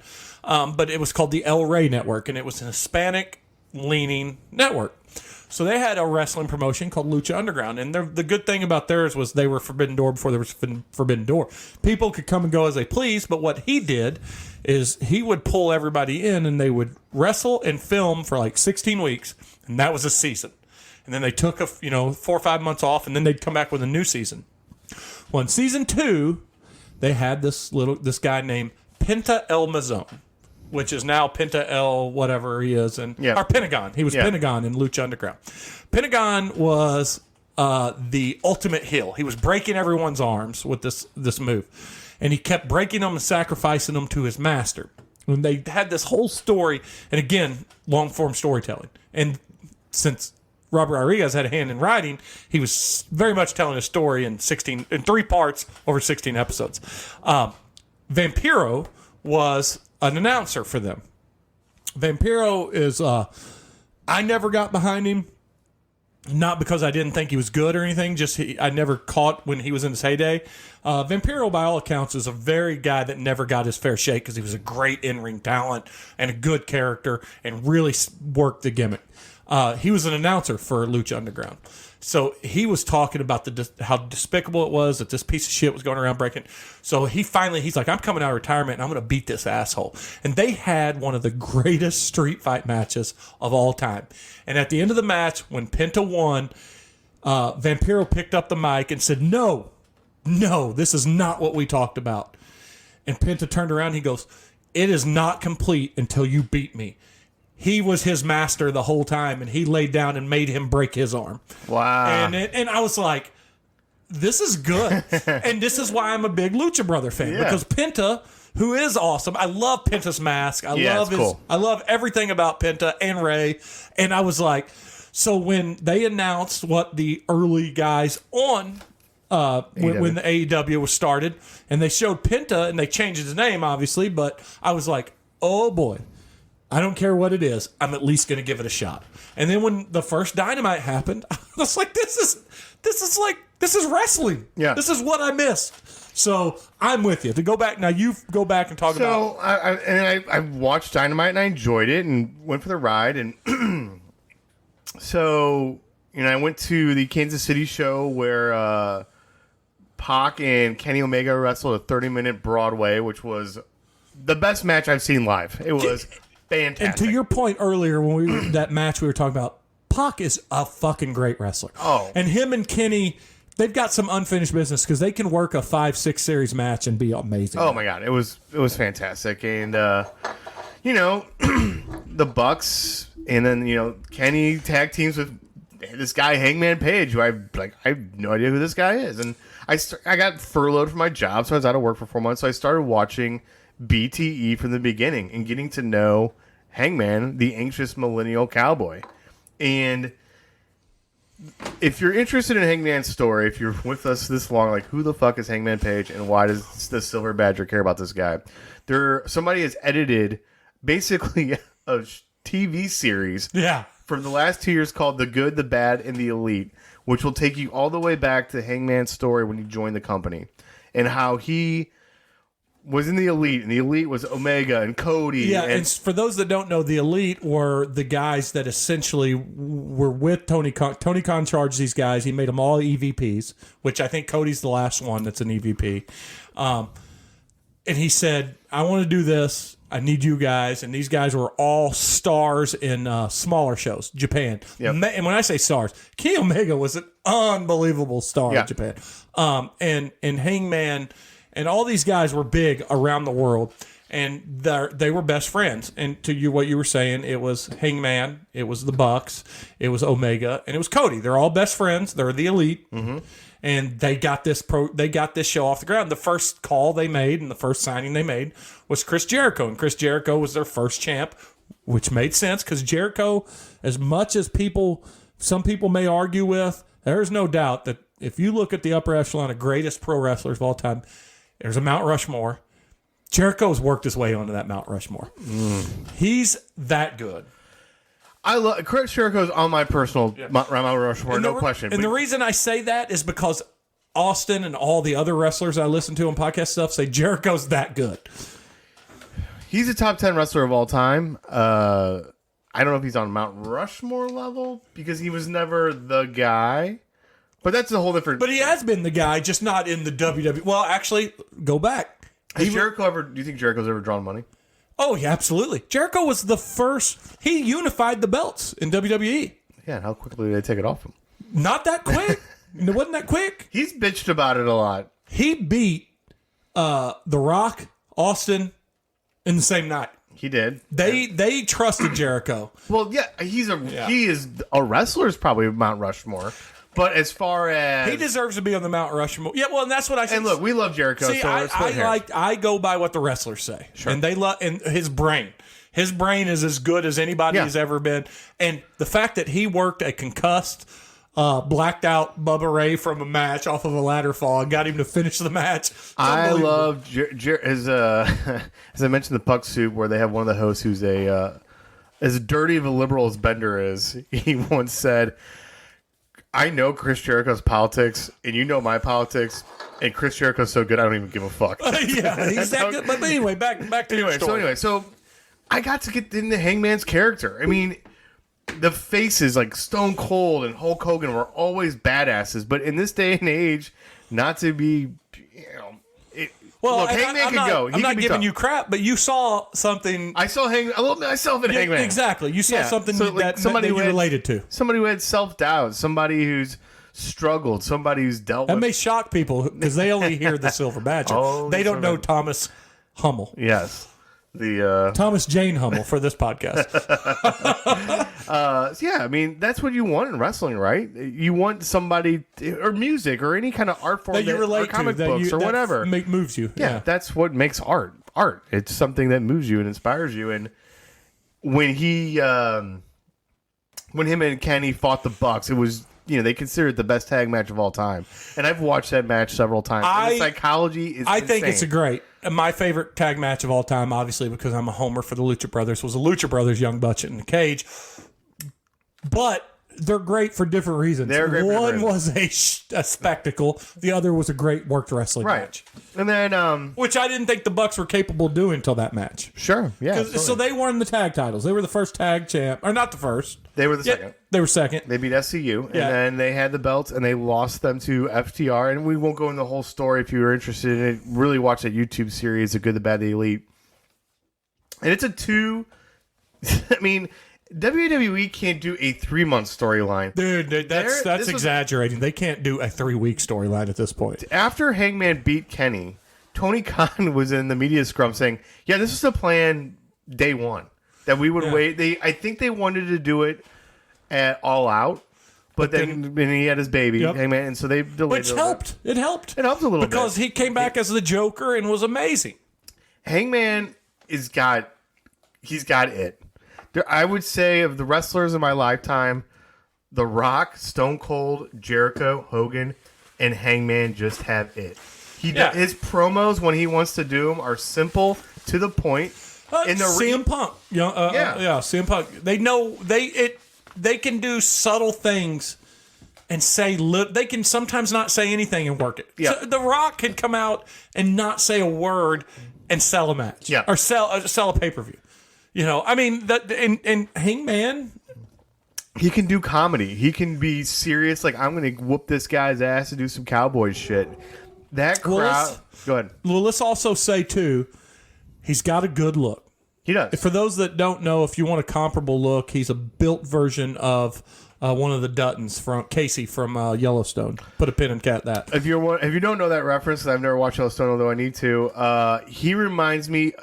If you took Robert Plant in his sexy heyday and mixed it with Stone Cold, Yeah. So he looks like a cowboy. He's long blonde curly hair, and he speaks with a draw. So and he can fucking go. I mean, not only does he have the look, not only does he have the charisma that you talked about, but he's got a very unique moveset, and he's got a really fun finish. Yes. A really fun finish. Yes. The buckshot. The buckshot lariat. Which is for those that don't know, lariat is essentially it's, in my opinion, the second greatest clothesline in pro wrestling. the clothesline from hell. The clothesline from hell's number 1, and number 3 is the Steiner liner. Yeah. But those are the 3 greatest clotheslines. But there's no topping the clothesline from hell. Oh, that thing was brutal. Because I feel like he actually did knock people unconscious. Yeah, But the buckshot lariat, if you're just a casual wrestling fan or not even a big wrestling fan, he's on the outside of the apron. He uses the top rope to springboard him or to catapult himself in a flip over, and then just decapitates the person. Yeah. It's a great move. It's visually an incredibly fun move. It looks like it hurts like hell. Also, much like I talked about Malachi Black and some other things, it's very important for a guy that is not the size of a Kevin Nash or an Ultimate Warrior or a Hulk Hogan even, to be able to do a move that's believable on anybody. And the buckshot lariat can be done on anybody. Yeah. The one-winged angel can't be done on anybody, but the workaround for that was he's got the V trigger. He's got the V trigger.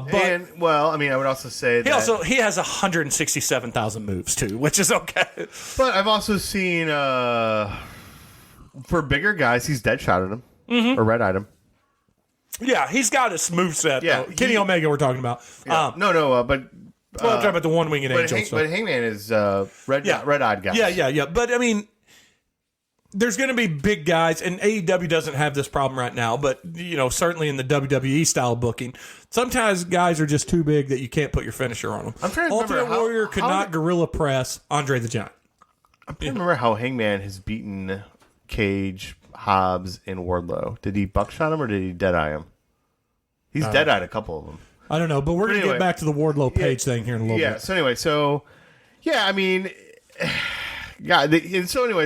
his storyline is he gets kicked out of the Elite, he's by himself, he's drinking, he finds these guys called the Dark Order who... Well, they found him. And it's about friendship. In times in your life, I'm sure you've had the same thing, Jeremy, where you are in a group of friends and things go sideways, and in that group of friends you leave or they leave you, and then you find a new group. No one leaves my friendship. Yet. Just know that. No one leaves my friendship. Alive. No, just kidding. No, I know what you're saying. No, I absolutely know what you're saying. Yeah, it's just very relatable how they picked him up. They believed in him. He believed in himself. And it was a great storytelling. It was great storytelling. Fantastic. It's the reason people love wrestling is because of the storytelling. People will tell you it's all this stuff, but it's really, back where wrestling became popular was Hulk Hogan, and the storytelling was great there. Hulk Hogan was you always felt like the odds were against Hulk Hogan, and he always prevailed. And they would, and I've been saying the phrase old school storytelling with this match forever, because most great stories with wrestling, and we don't have to do it here, but we could put the greatest feuds of all time: McMahon Austin, Bret Hart Austin, probably the best one. I mean, Bret Hart Austin, the double turn, one of the greatest moments in all of pro wrestling history. The Rock Austin. I mean, he had a lot. Hogan Macho. And you talk about long form storytelling. That was a really long one. But I mean, is that the best? Just kind of off the top. It's the greatest angle, according to Bruce Pritchard. The greatest angle in the history of pro wrestling is the. It probably is in WWE. It might be. Yeah. No, I mean, there's no doubt. It's good. Dreamer Raven. Sting. Flair. I mean, there's been Flair Rhodes. There's been so many great ones. But I would say those are all rivalries that we remember. This is a story about one individual who. No, but they were rivalries because they took the time to build it over some of those you didn't even notice that were like being told over like 2-3 years. You didn't even notice it. Like The Rock, Scott Hall. They had a couple matches here and there over a few years. And then they had this Intercontinental match where The Rock finally won after like 3. It's like, quietly these guys have had like 7 matches over 2-3 years in this feud. That's a great angle. So But is that an angle, or is that something they're just like, oh shit, No, that was still angle, because that was back when Freddie Prinze Jr. was still there and he was still writing stuff, and they were really invested in drawing these guys out. That's not done in wrestling anymore, and that's what we mean in that company. Well, yeah. Well, it's not been done in a lot of companies. Japan doesn't do stories as much as America does. America does. But what we loved about wrestler, to my point, was these stories, how they built these guys. AEW from day one was like, we're going to book stories. And it's working. I mean, And no better example of it working was this match. and the details. If you watch this show that I mean, it's a YouTube thing that some guy just put together. That Hangman even mentioned, like, yeah, I may either need to sue this guy for copyright or like give him tickets to a show. That was. We're going to talk about where he said that. Why he said that. But like, something like Kenny Omega on his Twitter banner has had for 2 years a picture of Jericho, Moxley, Kenny, and Hangman. Yeah, guys, he's beat. No, Oh. the 4 champions in order. Oh, 4 champions in Yeah, order. Oh, yeah. okay. So he's been telling the Oh, story yeah. himself. I mean, there's just so many little things like that they've done that it's just.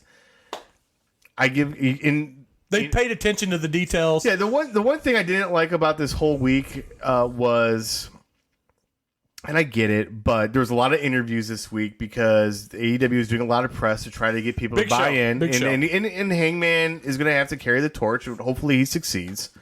But I get it. Kayfabe doesn't exist anymore. But the Bucks did 2 separate interviews where they were like, "Yeah, Hangman deserves this moment," and Which blah, blah, blah, blah. but they even had to pay off on the show with that. They had the payoff on the show, but yeah, okay, like, Yeah. just shut the fuck up for 1 week. you well, know? so when I read the one in Sports Illustrated, any doubt that I had, which was very little, I'm like, well, he's definitely winning now. so to your point, you said something interesting a while ago, and I'm going to disagree with you, but not for the reasons that you think I'm disagreeing with you. I'm not arguing that Hangman's not capable or it's not an important position to being the title holder. But I don't think he has to carry the banner for AEW because AEW has done a good job of developing mid-card talent, low-card talent. They've got the CM Punks of the world that garner a lot of mainstream attention. They've got Bryan Danielson, who's now going to wrestle Hangman Adam Page, which let's get back to the match in a second. They got enough talent like the Attitude Era. Obviously, the Attitude Era is always going to be known for Stone Cold. Stone Cold, the pinnacle that Stone Cold was on when he was at the top is almost too high for anyone ever to achieve. He was the most popular wrestler in the history of wrestling when he was up. Now, he was a bright flare, like a signal flare. He burnt out quick, and he didn't have a long run on top. But when he was on top, it was the most up anyone's ever been. I mean, what was his 2 years? Yeah, I mean, he even talks about it. I only had a 7-year run. And I was only on top for 2-3 years of that. For one reason, he broke his neck, and then he had to build back up to it. But when he was on top, Stone Cold was... But Yeah. to that said, though, but even when Stone Cold was on top, The Rock was mid-card. And there was a lot of talent. Jericho was coming over. All those guys were coming over. So AEW is in that right now. They have Hangman who can be the face of the company, and he can do a damn good job of Yeah. it. But he doesn't have to worry about going out and working a great match every fucking time. They can put him in a... In fact, I'd like to see him with Bryan Danielson. I'd like to see the old school gimmick of making them team up against the Elite for a little bit, maybe something like that. Yeah, it'd be interesting what they do. Yeah, but How long do you keep the belt on? Hangman, they have to keep it on him for a while. They have to let him defend it 3 or 4 guys. Okay. Because it's all for nothing if you let him drop it. He's not going to drop it to Bryan Danielson. No, I agree. In fact, I think beating Bryan Danielson will turn Danielson heel. You'll see some aftermatch. They're going to have a fucking great match. Yeah. And you're going to see him turn, we'll see. We'll see what happens. Yeah. Hopefully MJF takes him down about a year from now. Again, long form storytelling. I hope MJF has a great run as a TNT champ. Yeah. Maybe a title for title at some point or something like that. Yeah. I would like to see MJF have a honky tonk man type run in Intercontinental. Just he keeps just fucking keeping it and keeping it and keeping it and keeping it. That'd be fun. And just and it frustrates people because he's so good at a heel. And one thing AEW does so well is they keep the titles on people. So when it's a change, it's significant. I mean, we had a huge pay-per-view, only one title change. It seems to be per pay-per-view, only one title change. Yeah, and that's big. Yeah, that's big. So the match itself, the ending saw a couple of things of note. Yep. One, it was 2 buckshot lariats before you hit one in the back, one in the front. So it was the double buckshot to put Kenny away, which really sold Kenny as Tough. a tough dude. 2, one thing that you and I have been predicting from day one did not happen. Adam Page did not kick out of the One-Winged Angel. He did not. Kenny Omega kicked out of a One-Winged Angel did. from Adam Page, which is okay because you can always say, well, it's not Adam Page's, or it's not Omega's One-Winged Angel. Oh, of course. So we And Omega is also gave a one-wing angel in that tag match against the Bucks. yes, yeah. And one of the Jacksons kicked out. I can't remember which one. Did he get kicked out? Did he kick out or did he get saved? I can't remember. I don't think he kicked out. No one's ever kicked out of it. I don't believe anyone has ever, at least in a singles match, no one's ever kicked out of the One-Winged Angel. Ibushi kicked out of it. Did he? Yeah. Okay. Well, we'll go to another name, and I'm going to talk about here in the afterward of this. Oh, he's here. coming. Who? The Rainmaker? Well, we're going to talk about that then. So it's the most right now. It's the most protected move in WWE. I mean WWE in all of pro wrestling. Second most protected move, by the way, Britt Baker. Yeah. That's a pretty well protected move. I mean, One-Winged Angel is up there, top 5 protected move of all time. Oh, certainly. What, I certainly. mean, you got Razor's Edge. Did you ever kick out of that? Oh yeah. I mean, but so you have to keep in mind too, though. What makes a move super protected is no one else is using it. Also, True. the DDT was unbelievable until everyone and their brother started doing the DDT. A lot of people. There's even an edge. Somebody's doing an edge in Eagle's Edge. Ethan Page is doing an Ego's Edge, and they can kick out of that. You know, but no one else is doing the One-Winged Angel. Yeah, sweet move. Yeah, it's a great move. And Kenny's sneaky strong because he puts big guys in it. Yep. But the ending was awesome. It was an awesome match. Don Callis, who's someone I'm not a fan of, and I know everybody's going to say, well, he's a heel. You're not supposed to like him. I know, but he's annoying even as a guy that I'm not supposed to. There's heels that have been great and annoying that I've still done. I just don't like Don Callis. He's all right. I think Kenny's great without him. I think the Elite was enough to not need Don Callis. And, I think Don Callis served his purpose to get Kenny over as a heel, but I hope he's done now. Well, Kenny should be a face now when he comes back. He's either a face or he's a new rival faction with the Good Brothers, and we'll see. Oh, please no. Yeah, I know. I'm with you. But we'll see. We'll see what happens. So the match itself, though, like you gave it a 4.75. Yep. And I gave it a 5. It was a great moment. Let's talk about the post match. Your boys came out. It came out, and I got teared up. Suspiciously absent from the rest of the pay-per-view.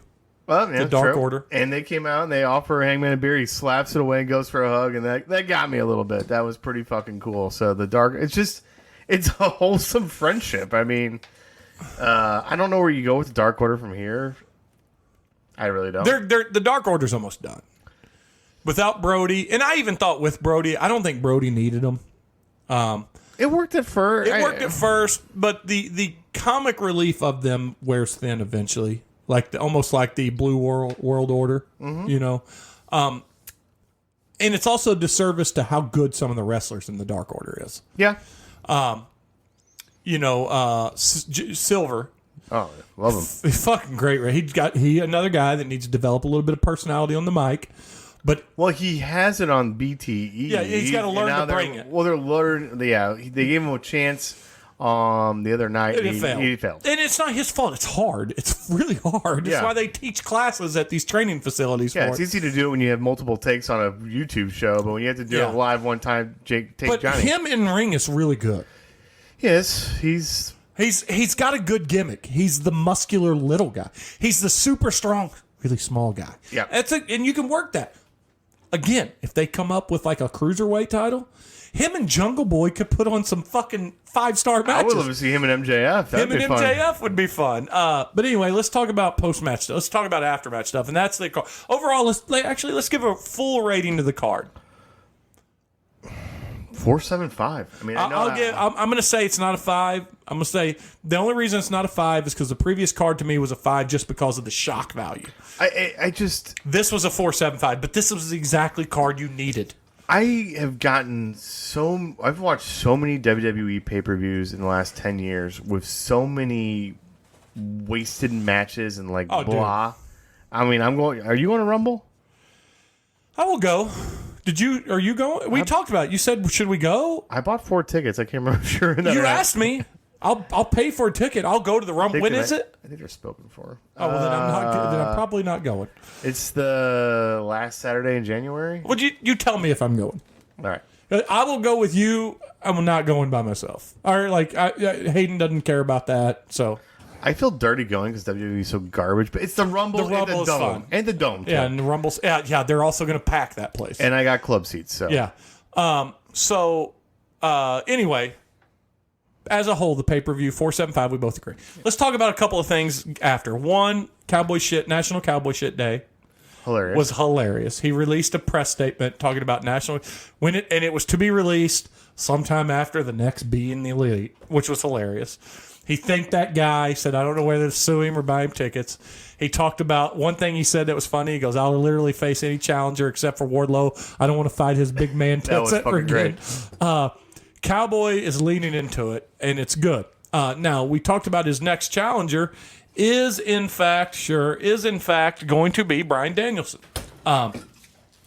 which is going to be an amazing match. Let's hope it turns Danielson heel, but I don't want to focus on that. Instead, I want to focus on. I told you earlier, and I told everyone earlier that it's been recognized for the last handful of years. Kenny Omega's been the greatest worker on the planet, and that's true, but it's not completely true. There was one guy out there that's been considered the most dangerous, and he might have an argument to be said about our clothesline conversation we had a while ago. Okay. And that's Okada, Yeah. the Rainmaker, which I did have a good COVID year and the year before of watching New Japan. Okada's fucking amazing. Yep.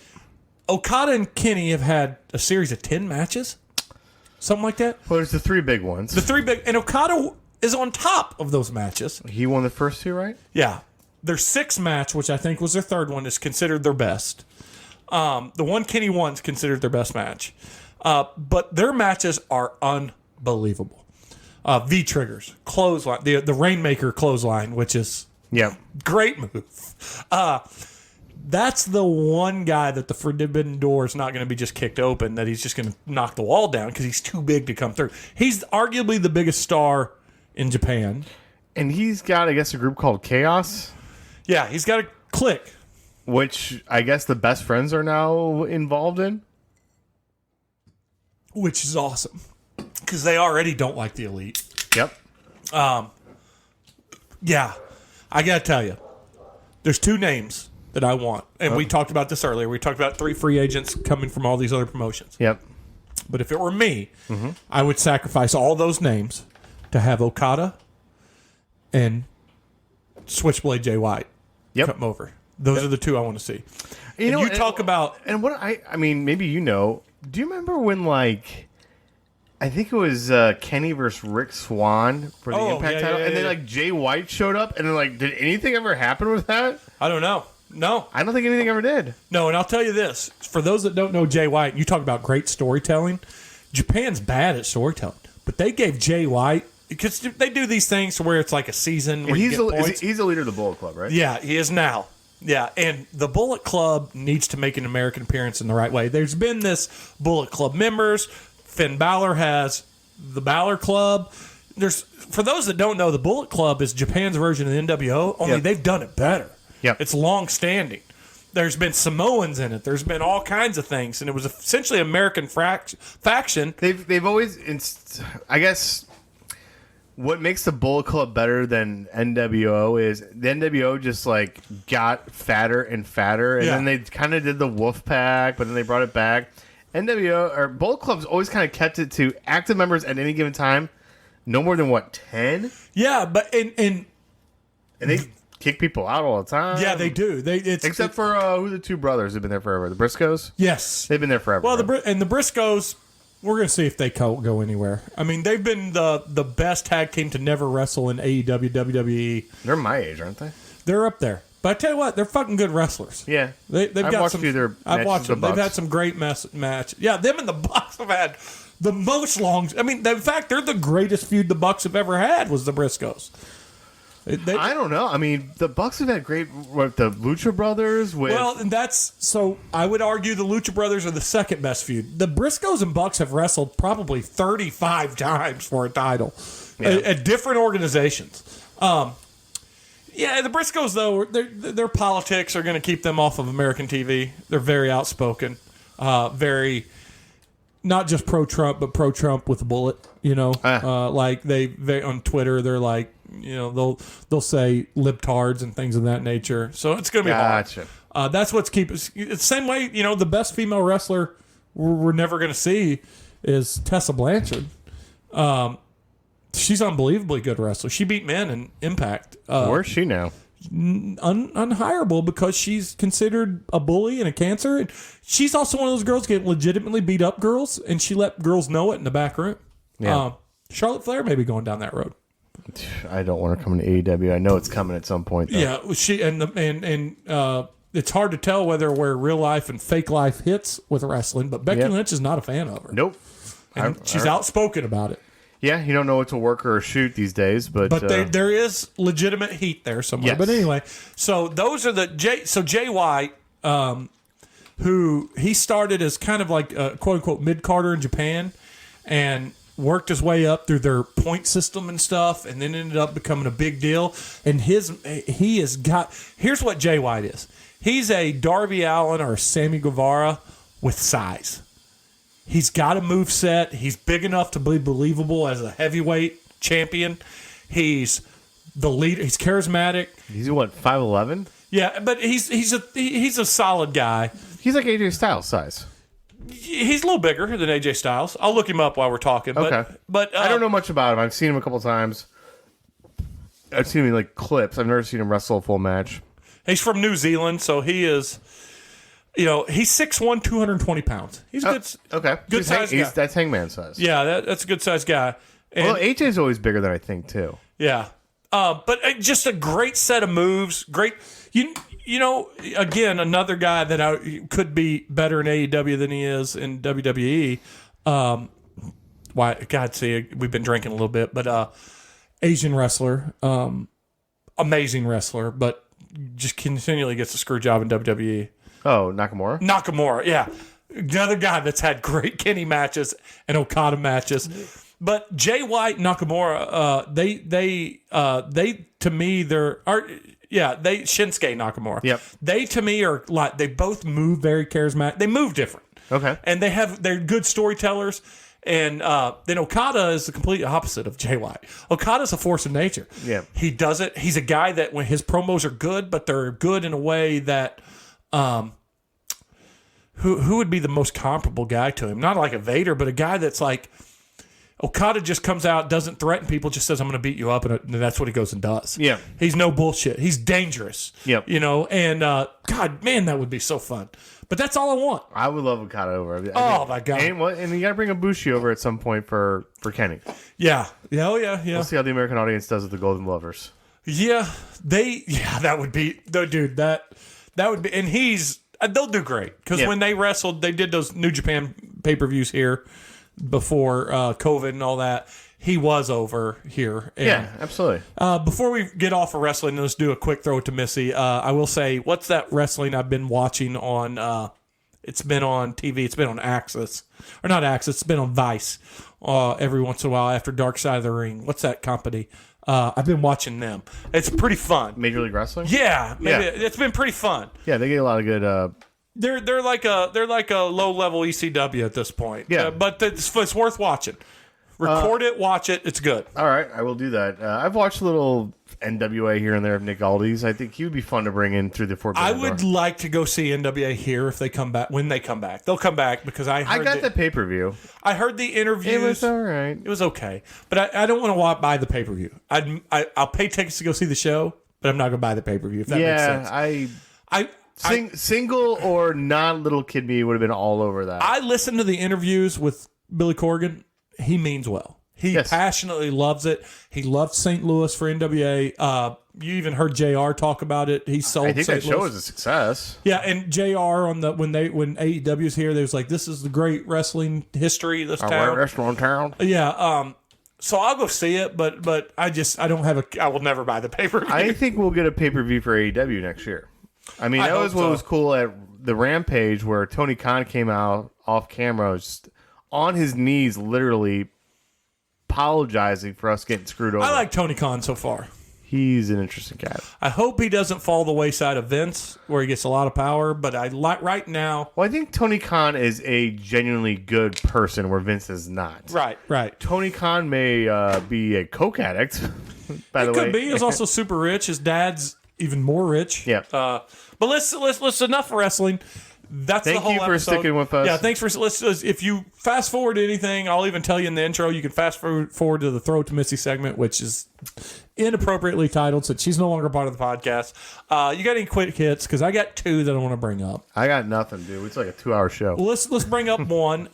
Red Notice on Netflix. I watched it this week. That's the Ryan Reynolds, Dwayne the Rock Johnson, Gal Gadot. Oh, yeah. How was that? I've seen the previews. I give it a 2.75 out of 5. Okay, so nope. It's worth watching. Okay. And it, spoiler alert, it sets itself up for a sequel. Okay. I could see them do better things with it. They are essentially just establishing 3 characters. Okay. If you like Ryan Reynolds in every movie where he's snarky, you'll like him in this. If you like movies where there's a lot of swerves, you'll like it. Although they both pull. Well, is Vince Russo writing the script over here? A lot of bro. Yeah, a lot of double crosses and triple crosses. And although I don't think they pull it off fine, it's just not as entertaining as like a Ocean's 11. You know what I mean? Gotcha. But it is Reynolds. I'll say this: it's almost worth a 3 because of Reynolds and Rock when they're in scenes together. I can see that being fun. Just very fun. Yep. It's well worth watching. And hopefully it's good enough that I will like a sequel. Okay. The other thing I have, and it's not something that you have watched, but I'll tell you this: I almost feel bad for liking this show as much as I have because, like everything in this world, where we mentioned earlier, you can't talk about. I don't want to talk about politics, but you always get sucked in. The far right loves the show Yellowstone. I want to try it. It's so good that I had to go buy this bottle, and I will only drink it on Sundays now that I'm pointing to a bottle of Yellowstone straight bourbon. I don't think that's bad. Dude, it's so good. And this season's debut, the first episode and the second episode, it's so far, this is the 3rd season. There's not been one disappointment. Not one. It's on my radar. Kelly and I finished Ted Lasso, and I've been like, we need to start watching something together again. And I've thrown that out there. I've also thrown out. It's going to get rough. Have you watched? I guess it just debuted yesterday, so you probably haven't. Or maybe it was last week. Mary Kingstone? No, the Psychiatrist Next Door, or whatever it is. Oh, I'm going to watch it. Okay, I want you to. And I'm gonna watch it. I haven't really read the reviews. Someone on it. said, Jeremy, they're going to do a show and it's going to have Will Ferrell and Paul Rudd. What do you think? I'm like, well, take my money. Yeah, I'll take it. Yeah. I think that would be right up Oh, our wait, alley. let me rephrase this. Jeremy, they're going to do something with Paul Rudd. Okay, Yeah, I'm in. the sexiest man alive. Paul Rudd's sexiest man, right? Live, Yeah. Paul Rudd. Yeah. Also, about to debut in Ghostbusters this week. Which could bring me to the third thing we talk about. We are going to have a special episode Sunday, and I'm warning you now, it's going to be spoiler-filled. Shane, sorry, Matt F. Bowsler, Shane of the Rock Paper Podcast invited me to go watch a show with Is that him. rivalry still a thing? It'll never not be a thing. He's a it's Piper Hogan, man. But we're gonna go see it at 12:30 at the Super Deluxe at Mid Rivers, and then we're gonna come back What here. does Super Deluxe mean? The bigger theater, bigger screen, bigger screen, and they serve you food and drinks while you're sitting there. How is the food? Applebee's quality. Gets the job done. Yeah. The fact that you can order it from your chair is good. Just reheated from Cisco. I'm just gonna order a beer or two. Yeah, we have some chicken wings too, man. Not a spoiler, but just fun fact. My third quarter bonus hits this Friday, so I'm going to go all out at the theater. Yeah, so we're going to go watch that with Shane of Rock Paper Podcast, and we're going to come back here and we're going to record the most spoiler-centric episode we've ever done, probably, and we're going to talk about it. And that'll be our next week's episode. Awesome, man. And we'll promote Debstock, which is the foundation that Shane created for his mom who passed away. Now, will this be the third annual Debstock? Second. Okay. Second, he did one and he thought it was a 1-0 off, but this one they come back. He didn't do Gotcha. one during the COVID. Okay. So yeah, so, So I had my years right. you're good. So think I think we're done. We went 1 hour and 58 minutes with a break With a break. for you to pee about wrestling. Yeah. Whew, I'll do the disclaimer. there's going to be no... Yeah, you know what? It's not going to be our most downloaded and listened episode, but if you like wrestling at all, Here's the thing about the Pop Culture Bombcast. We're a potpourri of information. we bring everything to the table. We've got something for everybody. And we've got, sometimes by doing that, we'll alienate certain people. This episode might have alienated people, but I can tell you this.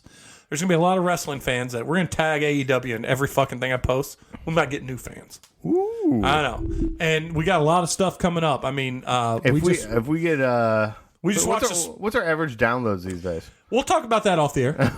Say, But whatever it is, double. I will get a silver badger luchasaur. And we just talked about one thing we didn't talk about in this Throw It to Missy. We just watched the Spider-Man No Way Home second trailer, which was fucking great. It looked good. I had questions. We got a lot of things to talk about going in the future, so hang tight. Wrestling will not be all of it, but I'm happy we did it this time. And we'll do more. Hey, you know what we need to do? Play a game? We need to play a game, of course, but we also need to do a live show at the New Shamrocks. We do. Actually, spoiler alert, we've got one coming. We just haven't picked a date. Kyle actively told me, he texted me and said, let's do a show. So we're going to do that. We got a lot of stuff coming. Speaking of games, I kickstarted, and it should be here anytime soon, a new drinking fantasy game. Yeah, the last time was rough. This one, though, your glass is your lifeline. And you drink down to the level, and if you get levels, they add it. So once your glass is gone, you're dead. So it'll be fun. That is fun. Yeah, it'll be fun. All that's in the future, though. For now, though, there's absolutely no one else in this room but me and a very rare occasion. Go Blue. And I'm going to play our music. I know how to hit the keys. Not doing so good here lately, huh? High five. But Blues. They started good. Yeah, it's over. Say what? It's over. That makes sense. All right, we're done.